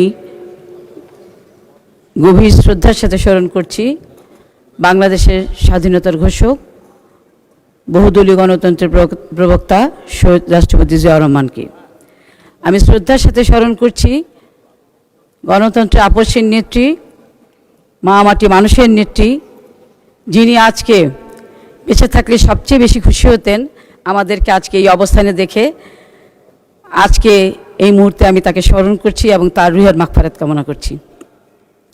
আমি স্মরণ করছি স্বাধীনতা যুদ্ধের মুক্তিযোদ্ধাদের, স্মরণ করছি 90-এর গণ আন্দোলনের শহীদদের এবং 24-এর গণ আন্দোলনের, জুলাইয়ের গণ আন্দোলনের বীর ছাত্র জনতাকে, যারা বুকের তাজা রক্ত ঢেলে দিয়ে আমাদেরকে আজকে এই গণতন্ত্র পুনরুদ্ধারে এনে সংসদে বসিয়েছে, তাদের প্রতি আমি শ্রদ্ধা নিবেদন করছি। আমি ধন্যবাদ জ্ঞাপন করতে চাই মাননীয় প্রধানমন্ত্রী এবং অর্থমন্ত্রীকে, যারা একটি যুগান্তকারী এবং সময়োপযোগী এই বাজেট সংসদে উপস্থাপন করেছেন। 9,38,000 টাকার এই বাজেট প্রস্তাব করা হয়েছে। জিডিপি প্রবৃদ্ধির লক্ষ্যমাত্রা ধরা হয়েছে 6.5, মূল্যস্ফীতি 7.5। বাংলাদেশের অর্থনীতি বর্তমানে এক জটিল রূপান্তরের মধ্যে দিয়ে অগ্রসর হচ্ছে মাননীয় স্পিকার। একদিকে বৈশ্বিক অর্থনীতির অনিশ্চয়তা, ভূরাজনৈতিক সংঘাত, মুদ্রাস্ফীতি এবং জ্বালানি সংকট, অন্যদিকে কর্মসংস্থান, বিনিয়োগ ও সামাজিক ন্যায্যতার প্রশ্ন। এমন অবস্থায় প্রস্তাবিত জাতীয় বাজেট কেবল একটি আর্থিক দলিল নয়, বরং রাষ্ট্রের রাজনৈতিক অর্থনীতির দর্শনের একটি সুস্পষ্ট ঘোষণা। এই বাজেটের সবচেয়ে গুরুত্বপূর্ণ দিক হলো উন্নয়নকে কেবল অবকাঠামো নির্মাণ কিংবা প্রবৃত্তির পরিসংখ্যানে সীমাবদ্ধ না রেখে জনগণের কল্যাণ, কর্মসংস্থান, সুশাসন এবং পরিবেশগত ভারসাম্যের সঙ্গে যুক্ত করার প্রচেষ্টা। অর্থমন্ত্রী যে 4টি নীতিকে বিনিয়োগ ও সম্পদ ব্যবস্থাপনার ভিত্তি হিসেবে চিহ্নিত করেছেন, তা বাংলাদেশের অর্থনৈতিক চিন্তাধারায় একটি নতুন মাত্রা যোগ করেছে। দীর্ঘদিন ধরে বাংলাদেশের উন্নয়ন পরিকল্পনায় প্রকল্প গ্রহণের সংখ্যা ও ব্যয়ের পরিমাণকে সাফল্যের সূচক হিসেবে বিবেচনা করা হয়েছে, কিন্তু এবার ভ্যালু ফর মানি বা সীমিত সম্পদের সর্বোচ্চ কার্যকর ব্যবহারকে অগ্রাধিকার দেওয়া হয়েছে। এটি মূলত রাজনৈতিক অর্থনীতির একটি গুরুত্বপূর্ণ প্রশ্নের উত্তর খুঁজে দেয়: জনগণের অর্থ জনগণের জন্য কতটা কার্যকরভাবে ব্যয় হচ্ছে। মাননীয় স্পিকার, কর্মসংস্থানকে বাজেটের অন্যতম বিষয় হিসেবে বিবেচনা করা বর্তমান বাস্তবতার অত্যন্ত গুরুত্বপূর্ণ। বাংলাদেশের তরুণ জনগোষ্ঠী একদিকে সবচেয়ে বড় শক্তি, অন্যদিকে সঠিক কর্মসংস্থান না হলে এটি সামাজিক রাজনৈতিক অস্থিরতার কারণও হতে পারে।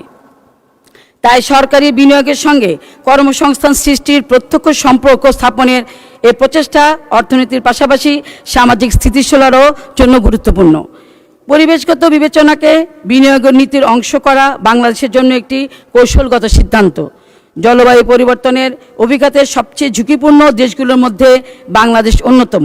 ফলে উন্নয়ন পরিবেশকে পরস্পরের প্রতিদ্বন্দ্বী নয়, বরং পরিপূরক হিসেবে দেখার এই দৃষ্টিভঙ্গি ভবিষ্যৎ প্রজন্মের জন্য বার্তা বহন করে।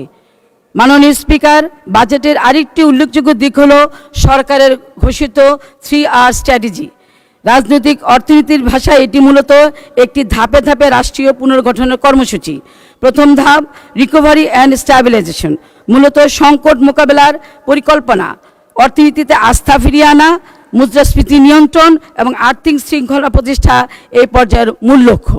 দ্বিতীয়ত রেস্টোরেশন, অর্থনীতির কাঠামোগত দুর্বলতাগুলো দূর করার উদ্যোগ। ব্যাংকিং খাতের সংস্কার, বিনিয়োগ পরিবেশ উন্নয়ন এবং প্রশাসনিক দক্ষতা বৃদ্ধি ছাড়া এই ধাপ সফল করা সম্ভব নয়।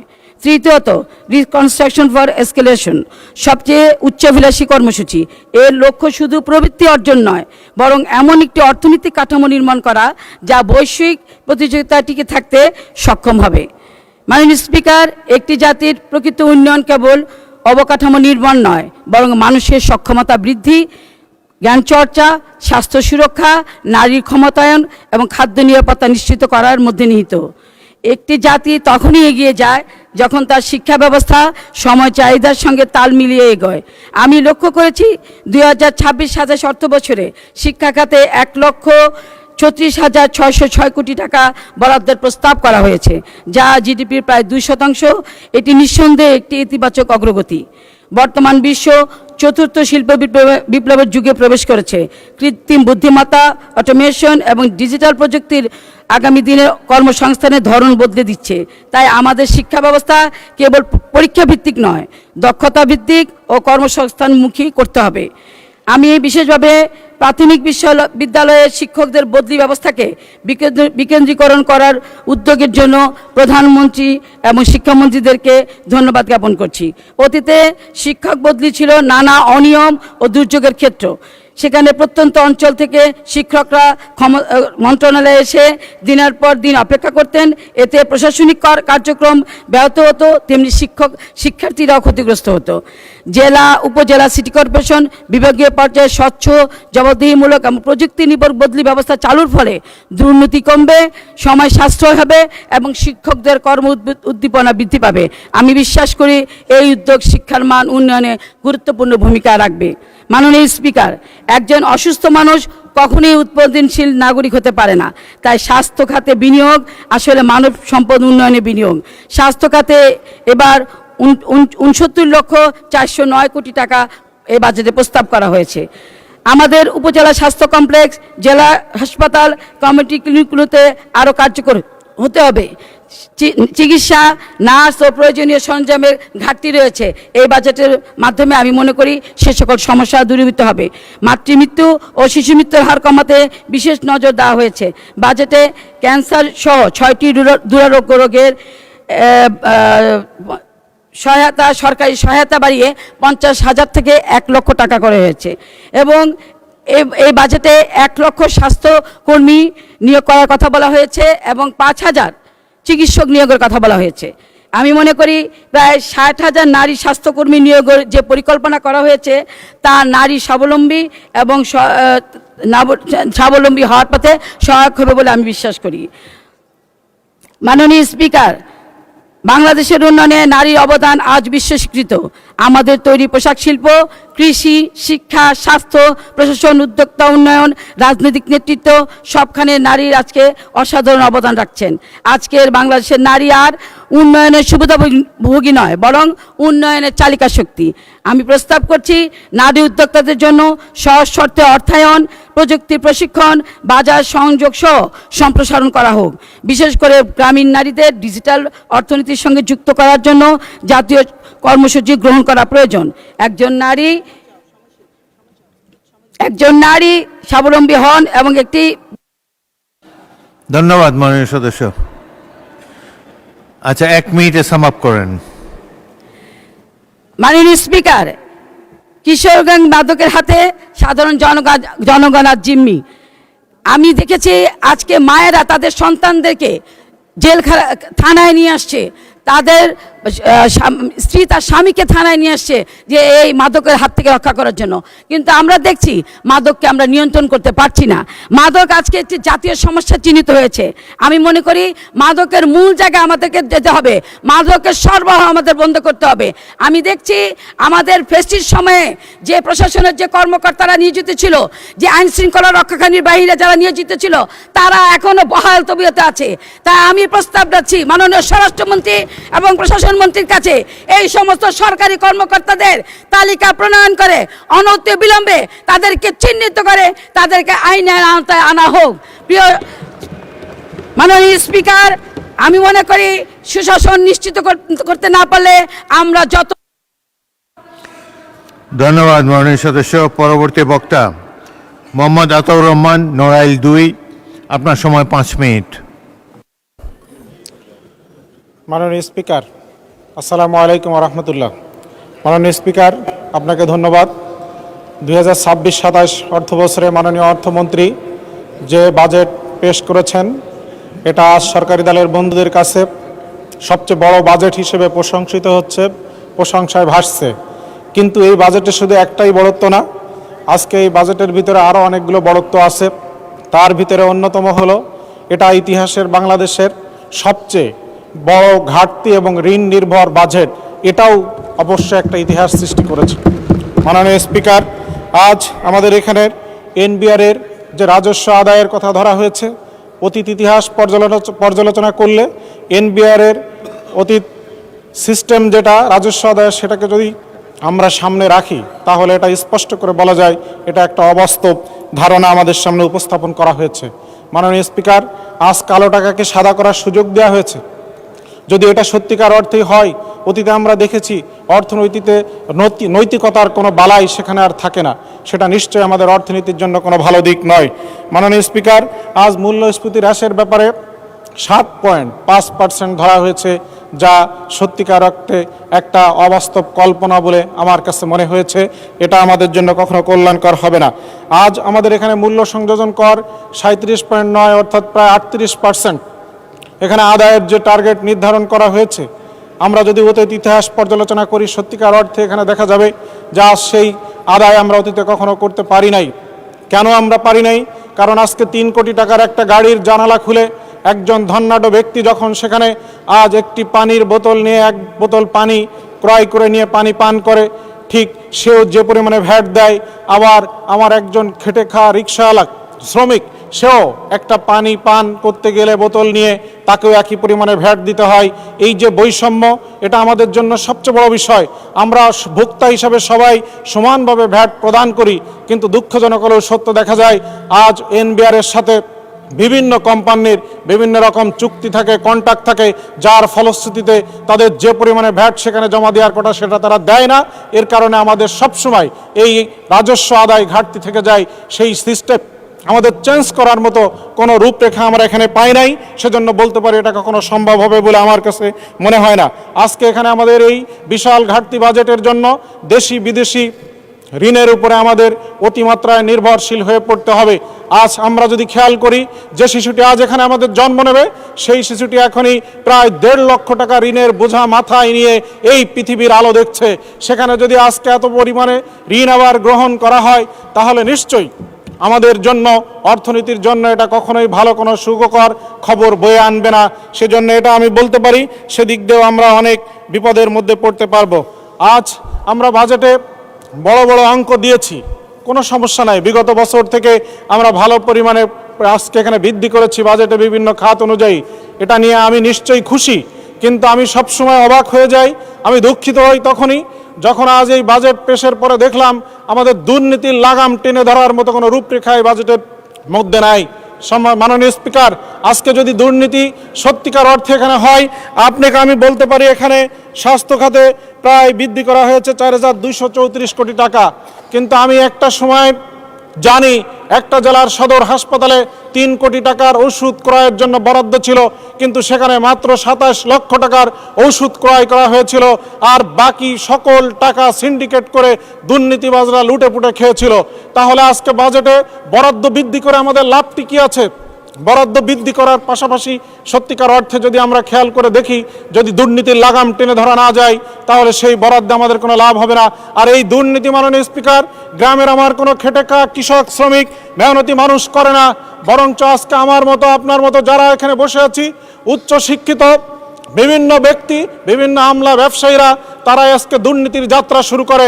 মাছের ঘা শুরু হয়েছে মাথা থেকে, আমাদের লেজের কাছে কখনো মলম লাগিয়ে কোনোদিন সেটাকে নিবারণ করা যাবে না। আজ আমরা যারা আছি, আমাদের এই মাথায় আগে ঠিক করতে হবে, এখান থেকে ওষুধ লাগাতে হবে, তাহলে আমি বিশ্বাস রাখি তৃণমূল পর্যন্ত দুর্নীতি দূর হয়ে যাবে। মাননীয় স্পিকার, আজকে এখানে অনেকেই আপনার কাছে আপনার অন্ডার্স ক্লাবের খেলা দেখে বা মুক্তিযুদ্ধ দেখে এই কথা বলে সময় বাড়িয়ে নিয়েছে। আমি একটু কিছুই দেখতে পারি নাই আমার বয়সের স্বল্পতার কারণে, কিন্তু আপনাকে পেয়েছি এই সংসদে আজ প্রথমবার এসে বর্ষিয়ান একজন সংসদ সদস্য এবং স্পিকার হিসেবে। এজন্য আমি আপনার কাছে সময় চাই একটু আমাকে এলাকার কথা বলার।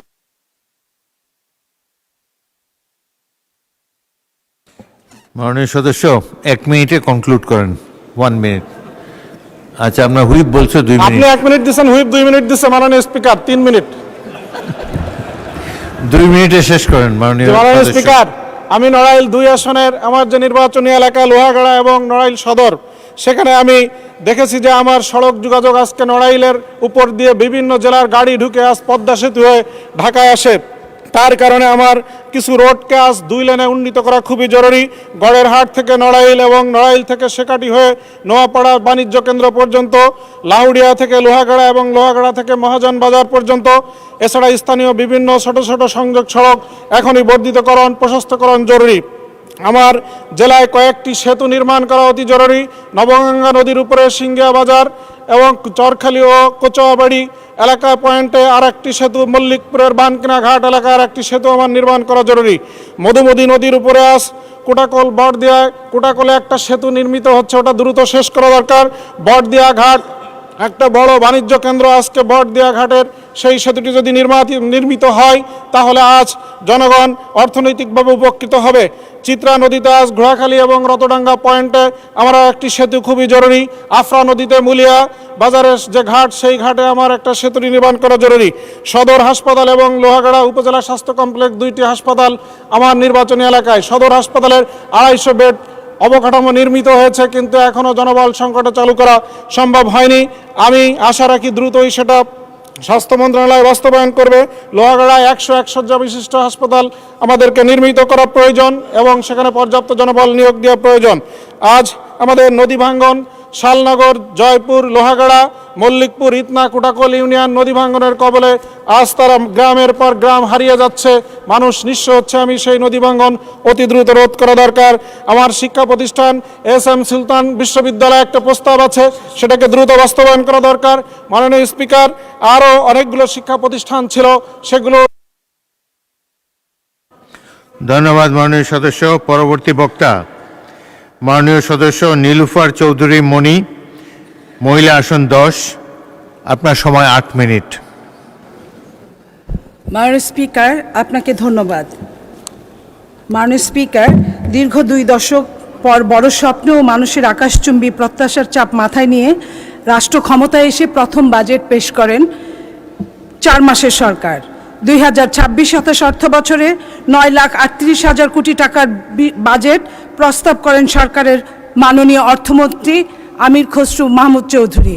আমি আজকে আপনার মাধ্যমে মাননীয় প্রধানমন্ত্রী এবং মাননীয় অর্থমন্ত্রীকে জানাচ্ছি ধন্যবাদ এবং অভিনন্দন।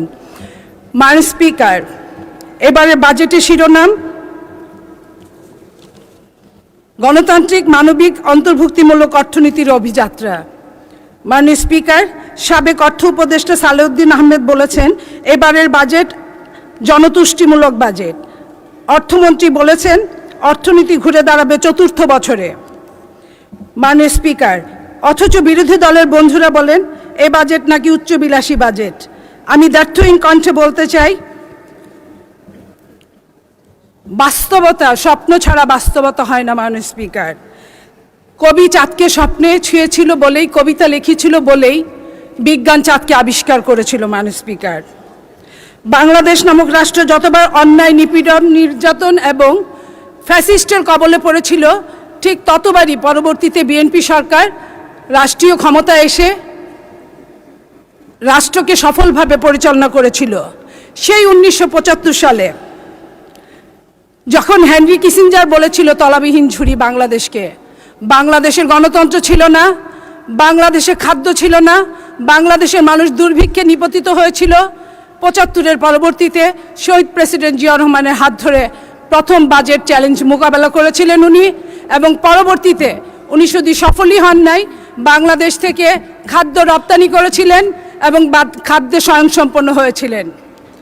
তারই 10 বছর পরে, 1 দশক পরে শহীদ প্রেসিডেন্ট জিয়াউর রহমানের যোগ্য উত্তরসূরি দেশনেত্রী বেগম খালেদা জিয়া স্বৈর শাসনকে অবসান ঘটিয়ে বাংলাদেশের অর্থনীতি, যেটা গভীর অতলায়নে তলিয়ে গিয়েছিল, তাকে খাদের কিনারে তুলেছিলেন। মাননীয় স্পিকার, বাংলাদেশ যখন ফ্যাসিস্টের কবলে মত্ত, বাংলাদেশের সমস্ত টাকা পয়সা যখন দেশ ছেড়ে বিদেশ চলে গিয়েছে, বাংলাদেশের যখন আর কিছুই করার ছিল না, ঠিক তখনই আবারও বাংলাদেশে 2026 সালের নির্বাচনে বাংলাদেশে বিএনপি নেতৃত্বাধীনে আমাদের নেতা জনাব তারেক রহমানের হাত দিয়ে আবার যে বাজেট এই মহান জাতীয় সংসদে উত্থাপন হয়েছে, আমি বিশ্বাস করি এই বাজেট আবার আমাদের আগামীতে সফলতার মুখ দেখাবে। মাননীয় স্পিকার, মাননীয় স্পিকার, বিএনপি সরকার জনগণের সরকার। তারা বিশ্বাস করে আব্রাহাম লিঙ্কনের ভাষায়, by the people, of the people and for the people. তাই তারা অকপটে বলতে পারে, আমার আগে আমরা, আমাদের আগে দেশ, সবার আগে বাংলাদেশ। মাননীয় স্পিকার, একটি দেশকে উন্নত করতে হলে সবার আগে যে দেশের জনগণকে সম্পদে রূপান্তরিত করতে হয়, জনগণ সম্পদে পরিণত হলেই আমাদের সেই রাষ্ট্রকে কল্যাণকর রাষ্ট্র বলা হয়। আর এই জন্য শিক্ষার কোনো বিকল্প নাই। মাননীয় স্পিকার, বিখ্যাত ফরাসি সেনাপতি নেপোলিয়ন বলেছিলেন, আমাকে একটা শিক্ষিত মা দাও, আমি তোমাদের শিক্ষিত জাতি দিব। ইসলাম বলেছেন, দুলনা থেকে কবর পর্যন্ত জ্ঞান অর্জন করো। রাসূলুল্লাহ সাল্লাল্লাহু আলাইহি সাল্লামের উপর কুরআন নাজিলের প্রথম শব্দটি ছিল ইকরা, যার অর্থ হচ্ছে পড়ো। মাননীয় স্পিকার, এখান থেকেই শিক্ষার গুরুত্ব বোঝা যায়। তাই শিক্ষাই যে জাতির মেরুদণ্ড, এবং সেই মেরুদণ্ড শক্ত হলেই শুধুমাত্র সোজা হয়ে দাঁড়ানো যায়। তাই মাননীয় প্রধানমন্ত্রীর নেতৃত্বে বিএনপি সরকার 2026-27 অর্থ বছরে শিক্ষা খাতে বরাদ্দ রেখেছেন 1,36,606 কোটি টাকা। শিক্ষা খাতে সবার আগে গুরুত্ব দিয়ে এত বিপুল বরাদ্দ দেওয়ার জন্য মাননীয় প্রধানমন্ত্রী এবং অর্থমন্ত্রীকে আমি জানাচ্ছি ধন্যবাদ এবং অভিনন্দন। মাননীয় স্পিকার, গত কয়েকদিন আগে বিরোধী দলের একজন সংসদ সদস্য বলেছেন কওমি মাদ্রাসায় নাকি বরাদ্দ দেওয়া হয়নি। আমি উনাকে বলতে চাই, কওমি অর্থ হচ্ছে গোষ্ঠী। বাংলাদেশ জাতীয়তাবাদী দল কোনো গোষ্ঠীর জন্য, কোনো ব্যক্তির জন্য কাজ করে না। বাংলাদেশ জাতীয়তাবাদী দল, বাংলাদেশের নেতা জনাব তারেক রহমান সমগ্র বাংলাদেশের জন্য কাজ করে। মাননীয় স্পিকার, কবির ভাষায় মাননীয় স্পিকার আমি বলতে চাই, এখন যৌবন যার, যুদ্ধে যাবার তার শ্রেষ্ঠ সময়। এখন যৌবন যার, মিছিলে যাবার তার শ্রেষ্ঠ সময়। এদেশের তরুণদের আমরা তাদের প্রতি শ্রদ্ধাশীল। সেই 71 সালে, 90 সালে এবং 24 সালের তরুণরা আমাদেরকে যা দিয়েছে এই দেশে, আমরা তাদের প্রতি শ্রদ্ধাশীল। এবং আজকের তরুণ, আজকের বাংলাদেশে প্রায় 5 কোটি তরুণ, তাদের মধ্য থেকে মাননীয় স্পিকার প্রায় 8 জন তরুণ এই সংসদে প্রতিনিধিত্ব করছে। আমরা আশা করেছিলাম এই তরুণদের কাছ থেকে যে এই তরুণরা, সমগ্র তরুণ, যে তরুণরা ব্যাক টু দ্য প্যাভিলিয়ন, 24-এর আন্দোলনে যারা ফিরে গেছে, বিশেষ করে তরুণীরা, তাদের কথা বলবে, তাদের উন্নয়নের কথা বলবে, তাদের ভাগ্যের কথা বলবে, তাদের চাকরির কথা বলবে। কিন্তু আমরা অবাকভাবে দেখেছি তারা এসব কিছুই বলে নাই। একমাত্র তাদের একটাই কথা, গণভোট। এই ছাড়া তারা আর কিছুই বলতে শিখে নাই। যে কথা বলেছেন মাননীয় প্রধানমন্ত্রী, আজকের মাননীয় প্রধানমন্ত্রী জনাব তারেক রহমান, উনি তরুণদের জন্য প্রযুক্তি খাতে, তথ্য প্রযুক্তি খাতে উৎসাহ দিতে 500 কোটি টাকা বরাদ্দ করেছেন। তাদের মানব সম্পদে পরিণত করতে যুব ও ক্রীড়া মন্ত্রণালয় 2,558 কোটি টাকা বরাদ্দ দিয়েছেন, যা গত বছরের থেকে 762 কোটি টাকা বেশি। মাননীয় স্পিকার, এছাড়া স্টার্টআপ, ফ্রিল্যান্সার, কন্টেন্ট ক্রিয়েটরদের জন্য বিশেষ সুযোগ সুবিধা দিয়ে তাদের উৎসাহ দানের ব্যবস্থা করা হচ্ছে। মাননীয় স্পিকার, এবং 9 বছরের জন্য আগামী ভ্যাট প্রথা তুলে দেওয়া হয়েছে তরুণদের এই স্টার্টআপে। মাননীয় স্পিকার, তরুণ পেশাজীবীদের জন্য করমুক্ত আয় সীমা 3.5 লাখ থেকে বাড়িয়ে 4.25 লাখ করা হয়েছে। মাননীয় স্পিকার, মাননীয় স্পিকার, স্বাস্থ্যই সম্পদ, অথচ বাংলাদেশের জনগণ অসুখ, হাসপাতাল, ডাক্তার, চিকিৎসা নিয়ে যারপরনাই অসুখে থাকে। বিএনপি সরকার 2026-27 অর্থ বছরে আগের অর্থ বছরের দ্বিগুণ, প্রায় 69,409 কোটি টাকা বরাদ্দ রেখেছেন, যা জিডিপির 1.01%।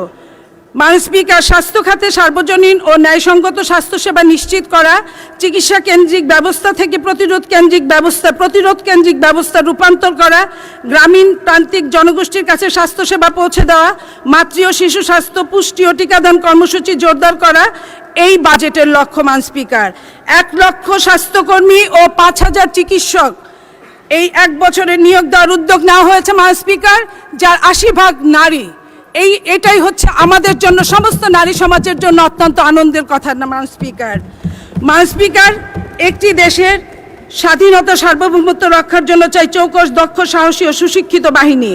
বর্তমান বিশ্বায়নের যুগে শত্রুর মোকাবেলা করে মাতৃভূমিকে রক্ষা করতে হলে উন্নত যুদ্ধের সরঞ্জাম আর তার প্রতিরক্ষা খাতে বড় অর্থ বরাদ্দ দেওয়া একান্তই দরকার। আমাদের মাননীয় অর্থমন্ত্রী এই খাতে 42,291 কোটি টাকা বরাদ্দ করেছে। মাননীয় স্পিকার, বিএনপির জনবান্ধব বাজেটের দিকে লক্ষ্য ধন্যবাদ মাননীয় সদস্য। আচ্ছা, আর 2 মিনিটে শেষ করেন, বাকি কথা টক শোতে বলবেন। ধন্যবাদ মান স্পিকার। আমি আসলে বলতে চাই, আমি জামালপুরের মেয়ে, আমি নকশিকাথার এলাকার মেয়ে, আমি ব্রহ্মপুত্র নদের এলাকার মেয়ে এবং আমি সবজির এলাকার মেয়ে। অথচ আপনি জানেন মান স্পিকার, আমাদের যখন মৌসুম আসে তখন সবজি উৎপাদন যা হয় সেটা রক্ষণাবেক্ষণ করতে পারি না। আপনার মাধ্যমে আমি চাই আজকের অর্থমন্ত্রী উনি যেন হিমাগার তৈরির ব্যবস্থা করেন আমাদের এলাকায়, যেটা সারা বাংলাদেশে পরবর্তীতে কাজে লাগবে। মান স্পিকার, আমি আর একটু কথা বলতে চাই, সেটা হচ্ছে গত মহান জাতীয় সংসদে আপনার একজন মুক্তিযোদ্ধা নিয়ে কিছু কথা বলেছিল, আমি সেই কথা বলতে চাই। মহান জাতীয় সংসদ পরিচালনার জন্য মান স্পিকার প্রতি মিনিটে 2,72,000 টাকা খরচ হয়। এখানে বিরোধী দল আলোচনা করে পর্দা, বালিশ, মেশিন, মাইক্রোওয়েভ এইসব আলোচনা করে এবং আরও আলোচনা করে কার বাবা দাদা মুক্তিযুদ্ধে শহীদ হয়েছে। আমি আপনার মাধ্যমে বলতে চাই মান স্পিকার, যিনি সংসদ সদস্য বলেছেন উনার বাবা মুক্তিযুদ্ধে শহীদ হয়েছেন, অথচ উনার জন্ম হয়েছে 1981 সালে, 10 বছর পরে জন্ম হয়েছে। আমি আপনার মাধ্যমে জানতে চাই, মায়ের গর্ভে থাকা ব্রণ কি 10 বছর কারো পেটে থাকে? মাননীয় স্পিকার, আমি শুধু এই কথাটা বলতে চাই, মুক্তিযোদ্ধাই যে হতে হবে সংসদ সদস্য হওয়ার জন্য এটা কোনো কথা না। সংসদ সদস্য হওয়ার জন্য জনগণের জন্য কাজ করলেই হয়। সেইখানে এই মহান জাতীয় সংসদে অসত্য কথা বলার কোনো জায়গা থাকতে পারে না মান স্পিকার। তাই আমি বলছি, আগামীতে আপনারা মুক্তিযোদ্ধা হন, মুক্তিযুদ্ধের জন্য জীবন দিয়ে দেন, আমাদের দুঃখ নাই, কিন্তু এইভাবে অসম ভুলভাল আপনারা বলবেন না মান স্পিকার। আমি জামালপুরের নকশিকাথার কথা একটু বলতে চাই। সেটা হচ্ছে জামালপুরের নকশিকাথা সমগ্র বিশ্বে পরিচিত এবং সেই নকশিকাথা যাতে আগামীতে আরও ভালোভাবে কাজ করতে পারে সেই জন্য। ধন্যবাদ মাননীয় সদস্য। বিরোধী দলের যে সদস্যের কথা বলেছেন যে উনি জন্ম হয়েছে অনেক পরে, তিনি নিজেই তার ভুল সংশোধন করেছেন। তার পিতা এখনও জীবিত আছেন এবং তিনি জানিয়েছেন যে এটা ভুলক্রমে তিনি কথাটি বলেছেন। আরও একজন সদস্য এই সম্বন্ধে বক্তব্য রেখেছেন, ভুলক্রমে ভুল হতেই পারে, এটি ইচ্ছাকৃত ভুল নয়। যাই হোক, মাননীয় পরবর্তী বক্তা মাওলানা মশিউর রহমান খান, বাগেরহাট 1, সময় 5 মিনিট।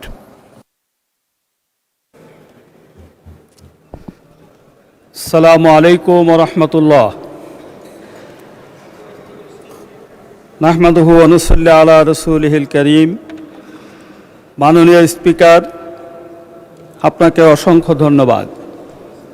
সাথে সাথে ধন্যবাদ জানাই আমার নির্বাচনী এলাকা 95 বাগেরহাট 1, ফকিরহাট, মোল্লাহাট এবং চিতলমারীর গণমানুষকে, যারা আমাকে নির্বাচিত করে এই মহান জাতীয় সংসদে দায়িত্ব পালন করার জন্য পাঠিয়েছেন। তাদেরকেও আমার হৃদয় থেকে আমি অভিনন্দন জানাই।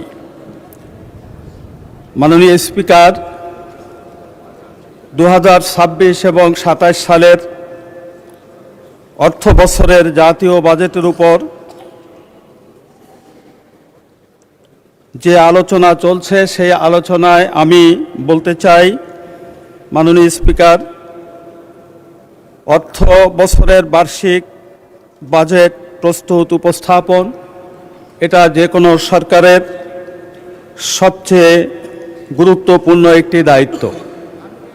সেই হিসাবে সেটি যথাসময়ে যথাযথভাবে সম্পন্ন হয়েছে বলে আমি মহান রব্বুল আলামিনের কাছে শুকরিয়া আদায় করছি। মাননীয় স্পিকার, স্বাধীনতার পর দেশের ইতিহাসে সর্বোচ্চ অঙ্কের বাজেট 9,38,000 কোটি টাকার বাজেট ঘোষণা করা হয়েছে। আমি মনে করি এই বাজেট বাস্তবায়ন করা আমাদের জন্য খুবই চ্যালেঞ্জিং, কারণ এখানে ঘাটতি বাজেট আছে। ঋণ করে বাজেট বাস্তবায়নের লক্ষ্যমাত্রা নির্ধারণ করা আছে। ফলে এ বাজেট বাস্তবায়ন করা আমাদের জন্যে খুবই চ্যালেঞ্জিং বলে আমি মনে করি। মাননীয় স্পিকার, আমার প্রথম প্রশ্ন হলো, এই বাজেটের কত পার্সেন্ট আমরা বাস্তবায়ন করতে পারব, আর কত পার্সেন্ট শতকরা কত ভাগ সিন্ডিকেটের গ্রাসে পরিণত হবে, যেটা আজকে আমাদের মধ্যে চলমান রয়েছে। সেজন্যে এই বাজেট বাস্তবায়ন করতে হলে মাননীয় স্পিকার, আমি কয়েকটি বিষয়ের দিকে দৃষ্টি আকর্ষণ করতে চাই। তার মধ্যে সকল স্তরে সংস্কার প্রয়োজন।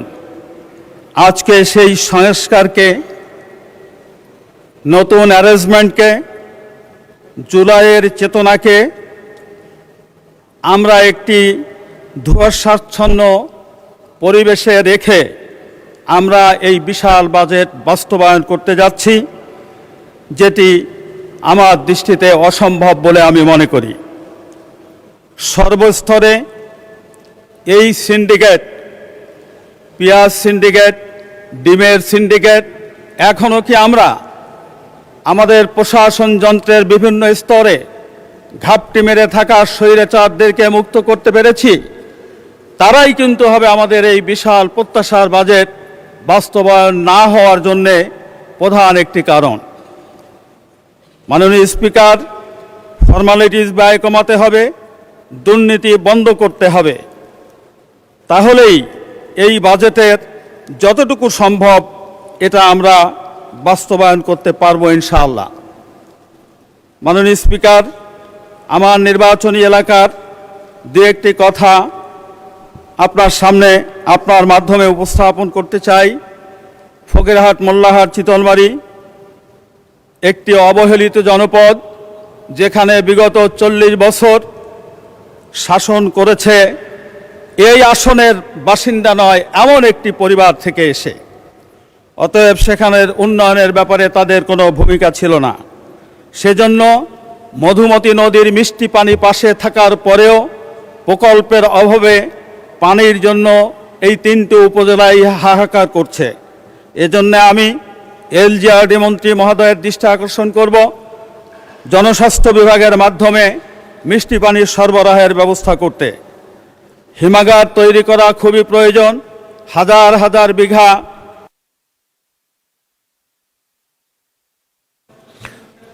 ধন্যবাদ।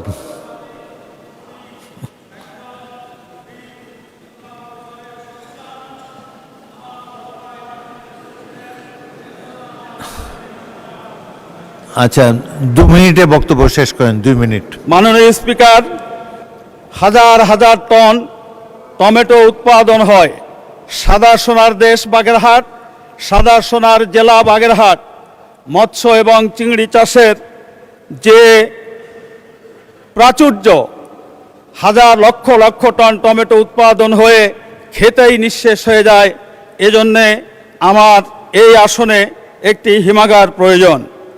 এবছর হাজার হাজার মৎস্যঘের পোনার অভাবে সেখানে সেই মৎস্যঘেরগুলি চাষের আওতায় আনা সম্ভব হয়নি। কালো পথে চিংড়ির পোনা আসে, সেটি অবৈধ বলে সেটা করতে ওই ঘেরের মধ্যে ফেলানো যায় না। ফলে আমি দাবি করছি যে একটি হ্যাচারি ওখানে প্রতিষ্ঠা করে এই 3টি উপজেলার লক্ষ লক্ষ বিঘা সম্পত্তিকে মাছ চাষের আওতায় নিয়ে আসতে হবে। বাগেরহাট রেল সংযোগ 10টি জেলা রেলের আওতায় আসতেছে এই গণতান্ত্রিক সরকারের অধীনে। আমি মাননীয় রেলমন্ত্রীর দৃষ্টি আকর্ষণ করব, সেই 10টি জেলার মধ্যে বাগেরহাটের নাম দেখিনি। আপনি বাগেরহাটের সন্তান, এজন্য আমি আপনার দৃষ্টি আকর্ষণ করছি বাগেরহাটকেও রেলের আওতায় নিয়ে আসার জন্যে। গ্রামীণ অবকাঠামো, মাদকের ভয়াবহতা, স্বাস্থ্য খাতের দুরবস্থা, এটি এই সংসদের কমন এজেন্ডায় পরিণত হয়েছে।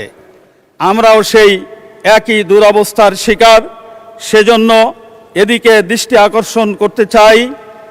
আজকে এই মহান জাতীয় সংসদের 350 মানুষের পরে 20 কোটি মানুষের যে আমানত, আসুন সেই অনুভূতি নিয়ে আমরা সেই অনুভূতি লালন করে চলুন। ধন্যবাদ মাননীয় সদস্য। এবার আমি আহ্বান জানাবো এই সংসদের সবচাইতে বয়োজ্যেষ্ঠ সদস্যকে, জনাব মুশফিকুর রহমান, ব্রাহ্মণবাড়িয়া 4। আপনার সময় 8 মিনিট।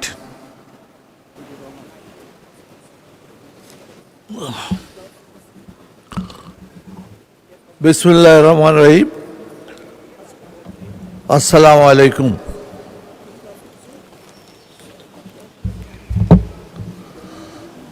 মাননীয় স্পিকার, আপনাকে ধন্যবাদ যে আজকের এই বাজেট অধিবেশনে আমাকে কিছু কথা বলার সুযোগ দেওয়ার জন্য। মাননীয় স্পিকার, এই বাজেট সম্পর্কে বিশদ আলোচনা করেছেন এবং আমাদের মাননীয় সদস্যবৃন্দ অনেক ভালো কথা বলেছেন এবং সমালোচনার খাতিরে সমালোচনা করেছেন। সেই জন্য আমি সকল সদস্যবৃন্দকে ধন্যবাদ জানাই। এই বাজেট সম্পর্কে বলতে গেলে এটা বলা নিশ্চয়ই রাখে যে এই বাজেট প্রণয়নের ব্যাপারে মাত্র 4 মাসে এই সরকার একটি এমন অর্থনৈতিক ব্যবস্থার মাধ্যমে একটি সুচিন্তিত বাজেট তৈরি করেছেন এবং এই বাজেটের ব্যাপারে মতবিরোধ থাকতেই পারে, কিন্তু একটা কথা নিশ্চয়ই আমরা সকলে একমত হব, এই বাজেট জনকল্যাণমুখী, এই বাজেট মানব সম্পদ উন্নয়নের জন্য, এই বাজেট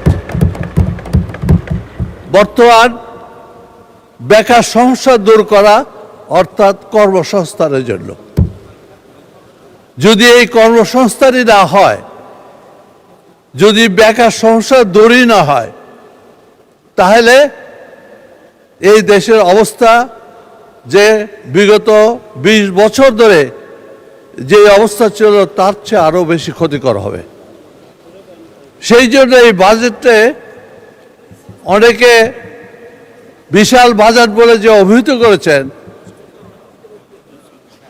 তাতে আমার কোনো আপত্তি নেই, কিন্তু আপত্তি হচ্ছে যে এই বাজেটের উদ্দেশ্য কি সেটা সম্পর্কে যদি আরো বেশি আলোকপাত করতেন তাহলেই এটা প্রমাণিত হতো, যথার্থ হতো যে এই বাজেট জনগণের জন্য, এই বাজেট এই দেশের উন্নয়নের জন্য। এবং এই বাজেটের মূল বক্তব্য হচ্ছে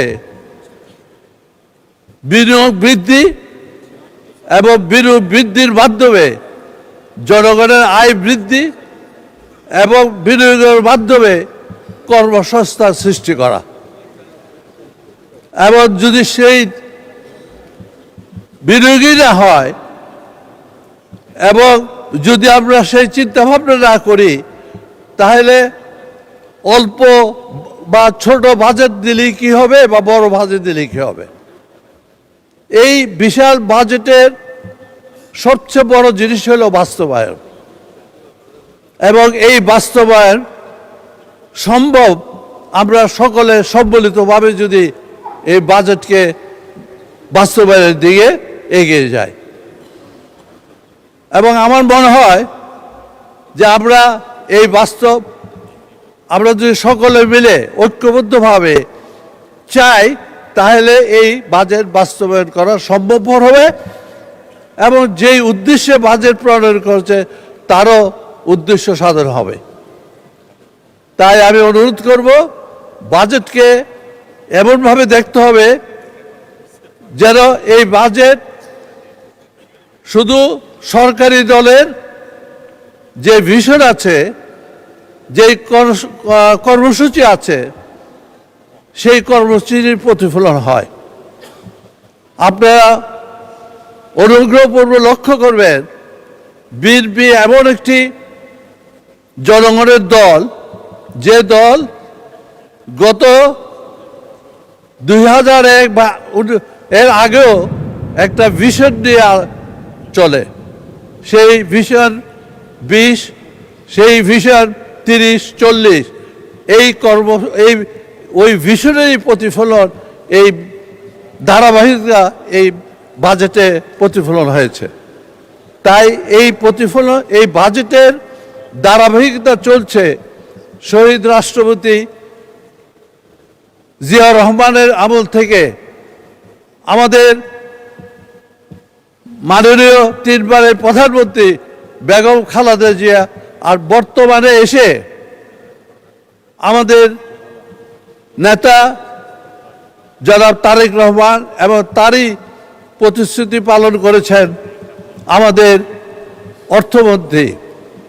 কাজে আমি মনে করব এই বাজেটকে আমরা যদি এগিয়ে নিতে চাই, তাহলে তার মূল কাজ হলো বাস্তবায়ন।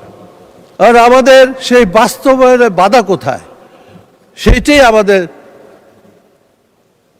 দিক নির্দেশনা দিতে হবে। আমার মনে হয় এই বাজেটের মধ্যে সব কিছু হলো গভর্নমেন্টের ডেলিভারি সিস্টেম। গভর্নমেন্ট কিভাবে সার্ভিসটাকে ডেলিভারি করবে, এবং আমার মনে হয় আমাদের সেদিকে বিশেষ করে নজর দেওয়া দরকার। যেই প্রশাসন আছে, যেই ব্যুরোক্রেসি আছে, সেক্ষেত্রে ফেলে দেওয়া যাবে না, এবং তাদেরকে কিভাবে আমরা মোটিভেট করে এই বাজেট বাস্তবায়ন করতে পারবো, সেদিকে আমাদের একটা কর্মসূচি গ্রহণ করতে হবে। এবং তাদের ছাড়া, প্রশাসন ছাড়া কোনো বাজেটই বাস্তবায়ন করা সম্ভবপর নয়। আমরা যারা রাজনীতি করি, আমরা সেই প্রশাসনকে সঙ্গে নিয়ে যাতে জনগণের উদ্দেশ্যে যে বাজেট প্রণয়ন হয়েছে সেটা যাতে আমরা বাস্তবায়ন করতে পারি, সেদিকে আমাদের এগিয়ে যেতে হবে।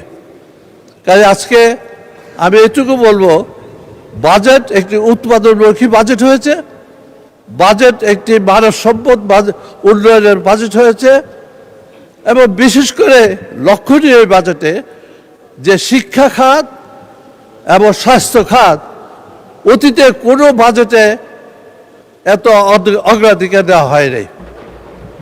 কাজে আজকে যদি আমরা এই শিক্ষাকে আধুনিকভাবে, বিজ্ঞানসম্মতভাবে যদি এগিয়ে দিতে পারি, তাহলে আমরা দক্ষ জনশক্তি সৃষ্টি করতে পারবো,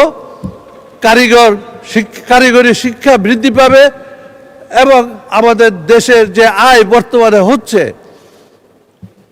যেটা দুইটা নির্ভরশীল খাত হলো, একটা জনশক্তি রপ্তানির উপরে, আর একটু হলো আমাদের গার্মেন্ট ইন্ডাস্ট্রি।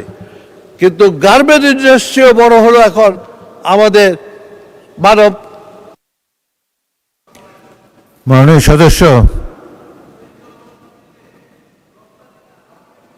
মাননীয় সদস্য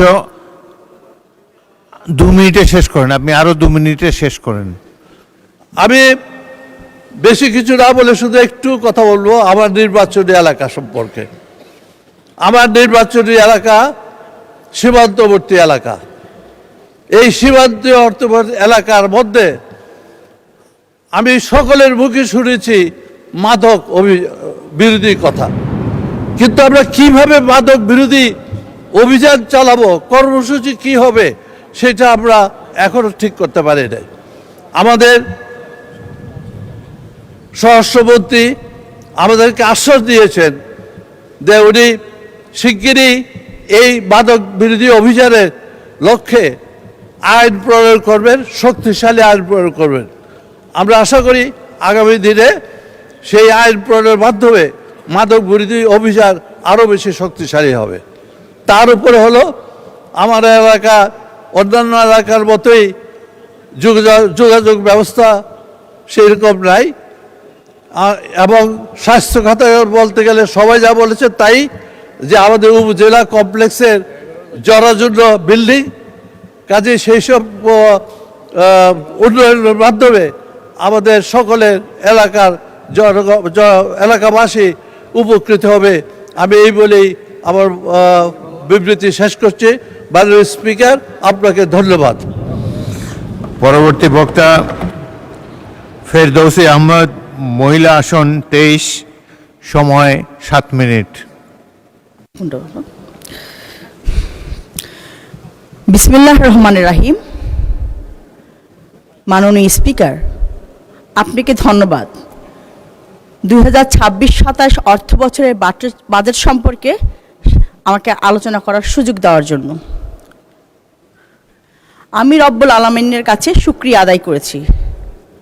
মাননীয় স্পিকার, আমি শ্রদ্ধার সাথে স্মরণ করছি স্বাধীনতার ঘোষক শহীদ প্রেসিডেন্ট জিয়াউর রহমান। আমি আরও শ্রদ্ধার সাথে স্মরণ করছি দেশনেত্রী, 3 বারের প্রধানমন্ত্রী, আপসিত নেত্রী দেশনেত্রী বেগম খালেদা জিয়া, যার সাথে আমার রাজনীতি করার সৌভাগ্য হয়েছিল। মাননীয় স্পিকার, 71-এর শহীদ, জুলাইয়ের গণ আন্দোলনের শহীদ এবং বিডিআরের হত্যা জওয়ানদের শ্রদ্ধার সাথে স্মরণ করছি। 2026-27 অর্থ বছরের বাজেট একটি বিশাল বাজেট।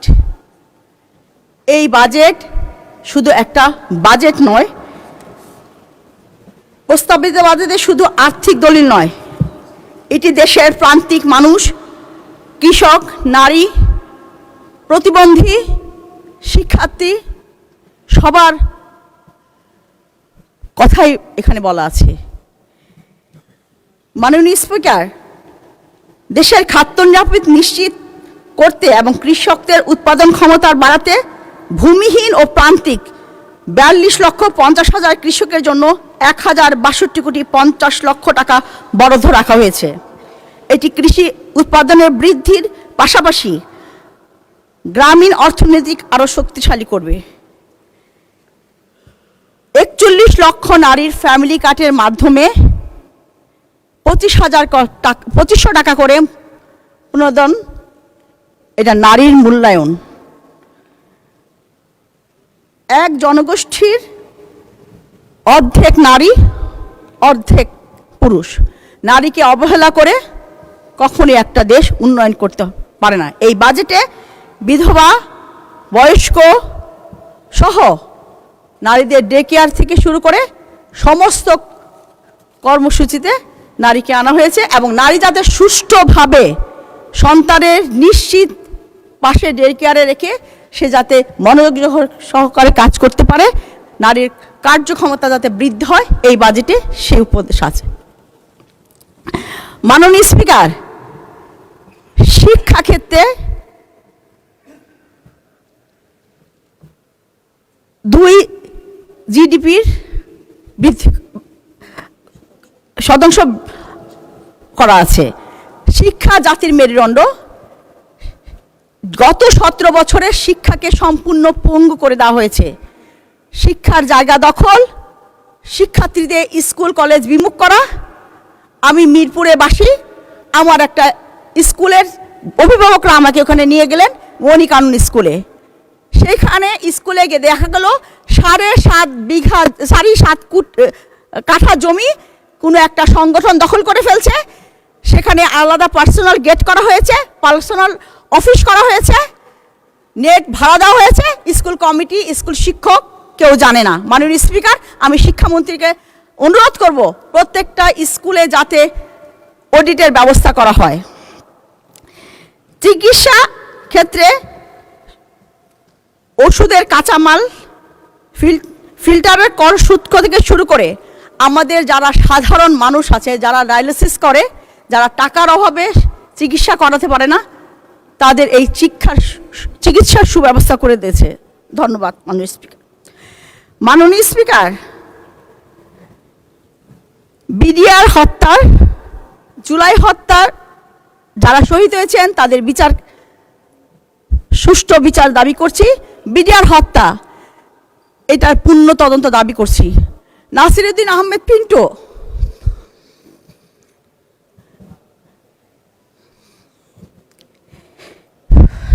এমপি, আমার আপন বড় ভাই, তাকে মিথ্যা মিথ্যা হত্যার মামলা দিয়ে তাকে রাজশাহী জেলে গিয়ে মারা হয়েছে। আমরা পারিবারিক থেকে একটা মামলা করা হয়েছে, কিন্তু মামলাটা তদন্তে আছে। এখন আমরা মামলার চেহারা দেখতে পারিনি। মাননীয় স্পিকার, আমার স্বামীকে যখন সন্ত্রাসীরা হত্যা করেছে তখন স্বৈরাচারী সরকার ছিল, যার আসামিদের ছাড়িয়ে দিয়েছে। কিন্তু বর্তমান তো গণতান্ত্রিক সরকার। তবে নাসিরউদ্দিন বিন্টু সহ বিজিআর সমস্ত হত্যার মামলার দ্রুত নিষ্পত্তি চাচ্ছি স্বরাষ্ট্রমন্ত্রীর কাছে।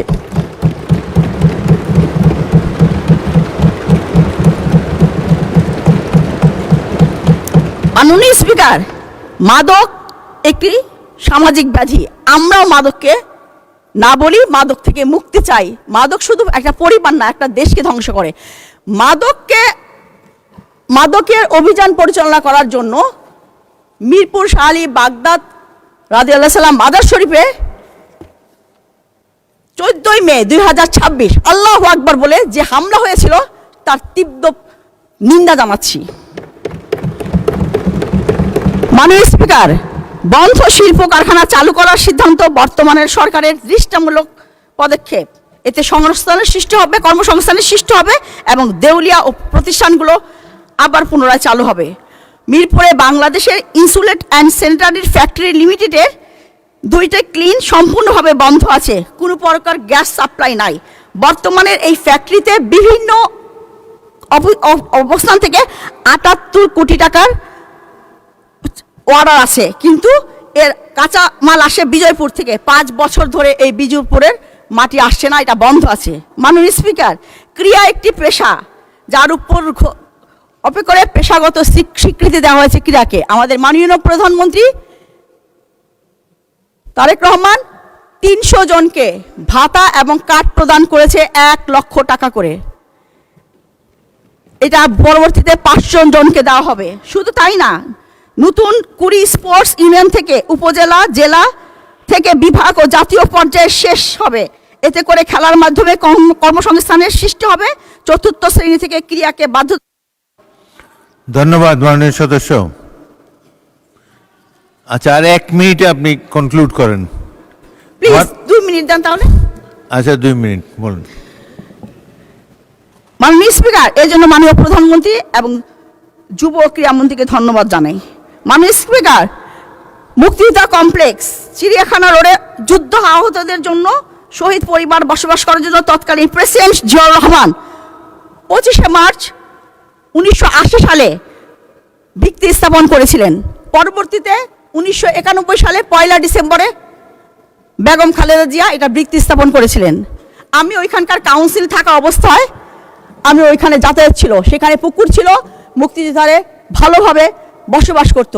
স্বৈর সরকারের পুকুর থেকে শুরু করে যাবতীয় যা ছিল রাস্তাঘাট সব ভুয়া মুক্তিযুদ্ধ নামে বরাদ্দ দিয়ে বিক্রি করে দিয়েছে। 400 মুক্তিযোদ্ধা অমানবিক জীবনযাপন করতেছে।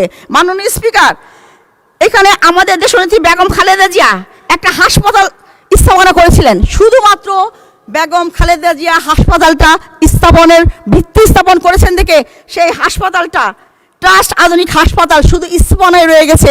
এই হাসপাতালটা কোন রুগী আর ডাক্তারের চেহারা দেখেনি। বর্তমান সরকারের হাসপাতাল 100 বেডের যে হাসপাতালের উন্নয়ন করার কথা ছিল, আমি স্বাস্থ্যমন্ত্রীকে বলবো এটা পর্যবেক্ষণ করে এইখানে ওই স্থাপনাতে 100 শয্যা বিশিষ্ট হাসপাতালের ব্যবস্থা করার জন্য। মাননীয় স্পিকার, দারুসালাম থানার অধীনে 2য় কলোনি, 1ম কলোনি, 3য় কলোনির খাজনা নেওয়া হচ্ছে না। এতে বৈধ ব্যবসায়ী বাড়ির মালিকরা কোনো ধরনের খাজনা দিতে পারছে না, বিক্রি করতে পারছে না, ঋণ নিতে পারতেছে না। এটা আমি ভূমিমন্ত্রীর দৃষ্টি আকর্ষণ করছি। মাননীয় স্পিকার, এই বাজেটের সবচেয়ে বড় শক্তি হলো এটি শুধু প্রবৃত্তির বাজেট নয়, একটি সামাজিক ন্যায় বিচার, উন্নয়ন ও মানবিক রাষ্ট্র নির্মাণের বাজেট। আমি আশা করি যথাযথ বাস্তবায়নের মাধ্যমে দেশের জনগণের বিদ্যমান উন্নয়নের গুরুত্বপূর্ণ ভূমিকা লাগবে। আমি আশা করি এই সংসদের এই বাজেট সবাই। মাননীয় সদস্যবৃন্দ, সংসদের বৈঠক আসরের নামাজের জন্য 30 মিনিটে বিরতি দেওয়া হলো। আপনাদের সহযোগিতার জন্য ধন্যবাদ।